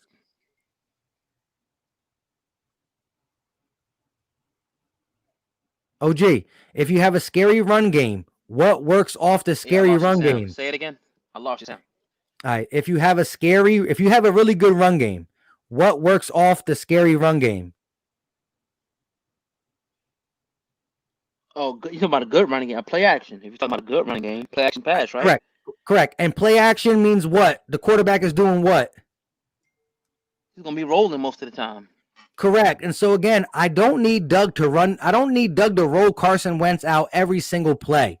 But I need if we run the ball the same way we did in 17, and we're as successful as we are in yards per attempt, which is second in the NFL. In yards per attempt, we're nowhere near top 5 in rushing because we don't do it enough. We do it good when we do it, but not enough. So if you run the ball good and you roll Carson Wentz out on play action, well, you're getting the defense to bite for the good run game. You're getting Carson Wentz on a run where he's good, and you're getting him comfortable in the game that he will deliver late in the game in the pocket. We're just not seeing the complete body of work of Carson Wentz and Doug Peterson on the same page. That is my thing. And so, again, because he costs $100 million, I can't just get rid of him now that our team is set back, as Jalen Williams said, 3 years where we're looking like a bad team for 3 years because we're broke and quarterbackless. And so if Carson Wentz is really not that guy, you're going to hear from me because I support the shield, my guy. You know what I mean? But I just think it's more than just him not being that good. I think that I think they're going to hold on. I think they're going to hold on to Wentz, in my opinion, and get rid of Doug if it keeps going like this by the end of the year. Honestly, I'm not saying get rid of him unless you can, unless the deal was like great. But it's something. A lot of stuff has to change around him, and it may be the coach at this point. But he's got to do better. I think he just has to do better, man. Or it's not going to be good for us. It's frustrating. It's too much talent. Our team is pretty talented, man. It's frustrating, but the team is so talented. It's like, man, what's going on? You know what I mean? So it's just a rough situation. I thought this year would be a Super Bowl year, honestly. And it really could be how weak the NFC is. Yeah, I mean, look, I always think every year is going to be a Super Bowl year, to be honest. But here's my thing, though. We talk about benching him, right? But we talk about benching him to get him under control, right? To get his head cleared. My problem with doing this isn't that discipline shouldn't occur. isn't that Carson shouldn't be checked when he's doing things wrong. Is I don't feel the coach is in the building to coach this kid. I don't think you have a John DeFilippo here to get the best out of Carson. So I don't even know if that's going to matter, man, because I don't personally, I have absolutely zero faith in Press Taylor. I don't think this guy can coach. And I hate to say it because he's an Eagle. I want to support the guy, but like, it just doesn't lie, man. Everyone has regressed under him. Everybody. Yeah. And look, But any OG, player, I'm gonna let any you player speak that real you quick. have, any player, look, I'm gonna say one thing real quick. Just real quick, and I'll be done, man. Any player on any level, Pee Wee, high school to the NFL, if you're not performing, you get benched. So we can't. It got to be the same thing for Carson. If you keep turning the ball over, like somebody made the analogy of if Slade keeps getting beat every week, or Peters gets beat every play. Eventually, he's going to go on the bench. It should be the same thing for the quarterback. That's all I'm gonna say, man. Y'all got it, man. Appreciate y'all for letting me speak on the show. Hey, no You're good, problem. man. And I agree. Every player needs to be held accountable. But you're also talking about the highest paid left tackle. He's not the highest paid, but if left tackle is making $6 million a year, and a guy who's making $36 million a year, who's really tampering with your cap. So the team decided to go all in him. And none of the fans were really crying about it back then. Maybe some of us were. I don't know. All I know is this, bro. You know what I mean? You bought a car, you still financially need to pay it. Whether you put the car in the garage and never use it, you can't buy that new car because you're still paying the car you bought that you don't like. So it's like either make the car work or we're all in trouble. It comes down to this. The Philadelphia Eagles have put bad product on the field. Gate City's been the best at actually breaking it down. Gate City's not afraid to say when Carson makes the mistake, when Doug makes a mistake, when the O-line makes the mistake. We all do. And Carson Wentz is not being absolved from all his problems. He's part of the problem. My video Saturday was saying, these are my 3 topics on my video. Carson addressed the team. That's cool. Doug versus Carson, which I gave 50% Doug, 50% Carson. Some people hate me for it. Some people love it. Some people say, no, it's all Carson. Some people say, no, it's all Doug. I'm a 50-50 guy. And with that being said, go ahead, Gate, and then we way past our bet. Sean Brown. So Sean, he wants to know, like, what would be the harm in benching Carson for one game? It's not. I'm not thinking about this in terms of harm or effect. I'm thinking about this in terms of coaching. You bench him, ideally, is to send a message and to coach the kid up. I don't feel the coaches are on this team to coach this kid up. I have no faith in Press Taylor as a coach. I don't think this guy knows how to coach the quarterback position. I just don't. I don't see anything that gives me confidence in this guy. Like, I just don't. He doesn't have a track record as a coach, okay? He hasn't had a product on the field that's been warranted of that. If you had a John DeFilippo here, yeah, I would say, look, man, get this kid on the bench for a game. Get this kid on the bench for a quarter, a half. What? Like, let him talk with John DeFilippo. Let John DeFilippo be in his ear talking to him. But Marty's not even on the field. What about Marty Morningway? I hear you, but he's not even on the field. I mean, I don't even know what that guy's role is. I mean, then he coached McNabb. Yeah, what I'm saying is he's on the payroll. Let me say one thing to Philly Fresh. Can I say one more thing to Philly Fresh? He's not in the building. Philly Fresh, if you're listening, man, you got to make a video. He'll see it or hear it. You got to make a video and tell the fans how Carson Wentz is robbing the Eagles. Since you said that my man Hargrave was robbing the Eagles and Peters was robbing the Eagles, you got to make one about Carson Wentz robbing the Eagles. I'm gonna leave there. Hey, I listen. From talking to you, I understand. This is what I got. I got a guy who is intelligent enough to understand what's going on. I got a guy who deeply loves the Eagles. I got a guy who first came on saying Doug called a good game, but then also said that Doug needs some criticism. But I also hear a guy who's just super frustrated that we're not winning. And low key, as a lot of the media will do it, if you're not winning, it's because of the quarterback. And every quarterback gets the same scrutiny, so I ain't mad at the game. But hey, listen. Carson Wentz will be on the Eagles in 2021. And if he stinks, well, OG, come let me know about it. But if for some reason there's changes on this team and this guy's balling out, this thing is being recorded and never deletable. I got you, my guy. Hey, but look, with that being said, I hope so. I hope. Yeah, hey, with that being I said, hope he does turn it around, honestly. But hey, that's cool. It's cool. Sometimes it's tough love, but Philly fans know how to do too much tough and forget the word love. But look, Philly Fresh, I respect his opinion 100%. You know what I mean? That's my guy, 100%. And he ain't wrong to blame others. I'm not saying he shouldn't blame Carson more or not, but Philly Fresh knows his amount of football, and what he says is seeable. It's we see it regardless. So look, with that being said, Gates, say your goodbyes. OG, I appreciate you for coming on, my guy. I'm gonna let you go though. You heard? All right, OG, man. I appreciate you coming on, peace, buddy. man. Much success Peace. to y'all. All right, Gate, go ahead and end it because I'm dead tired. Look, my perspective is, man, I think we got coaching issues. Yeah, we got personnel issues. Yeah, we got player issues. But I think the larger issue is coaching, guys. I'm not going to lie about it. It's just not a good product we're putting on the field. When you don't put a good product on the field, at some point, at some time, man, you got to like look at the coaching staff. Like there's something going on with this coaching staff, man. They're just not adapting to personnel. I know some of you guys are saying you don't feel that Carson is the type of quarterback that fits Doug's system. Well, the thing is Doug was here when we went and got him in 2016. Yep. That decision should have been made differently then. Like, you have to fit your scheme to the personnel you have. Like, I'm just tired of seeing, around a square peg being trying to fit into a round hole. It's getting exhausting to watch it as a fan. Like, it's ridiculous, man. That's like, fact. It's like playing Operation with a 3-year-old. Some of y'all that are young guys don't know what Operation is, but touching the side, buzzing the buzzer every 5 seconds. Like, it's ridiculous, man. Like, this coaching staff's got to be better. And I know that Doug is not like trash as a coach, but this scheme right now is trash. I'm not calling Doug trash. I'm calling his scheme trash right now. The scheme is not good. The way he's tried to adapt game plans to the personnel hasn't been good. Like, he's got to do better, man. I don't want anyone to get fired except for Press Taylor. I'm not going to hide that. I don't like Press Taylor, but Doug, I know that Doug can do it if you put him in the right circumstances. I know Carson can succeed if he's in the right circumstances.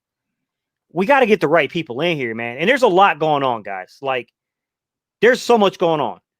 Doug not being able to choose his coaches, to me, that's shady. Let the man choose his coaches and live and die by the decisions he makes. If he wanted Mike Groh to be here, Mike Groh should have been here. I don't agree with it. It ain't a choice I would have personally made, but this man's he's got to go down the way he's going to go down. Like, there's so much dysfunction, guys. Like, I couldn't even get into this in a 3-hour live stream. There's so much to cover. Hey, and I agree. And I'm going to end it by saying this.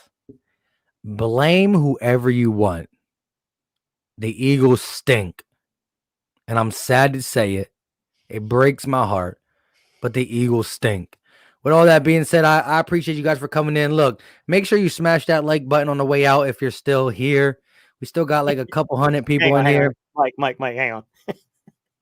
All right, Jim Schwartz. I'll make a video on these last 2 games about the third down offense and what's going on. Since I called your D out, I'll do it on the offense. Facts. Shout out to Jim Schwartz for being in my, even inside my play-by-play, just keeping it real. The defense came up to play, regardless of what anybody wants to say. Look, I appreciate you guys. Eagles stink. I'm sick. I'm going to bed at 7:30. Love you guys. Appreciate you. You know what time it is. We out.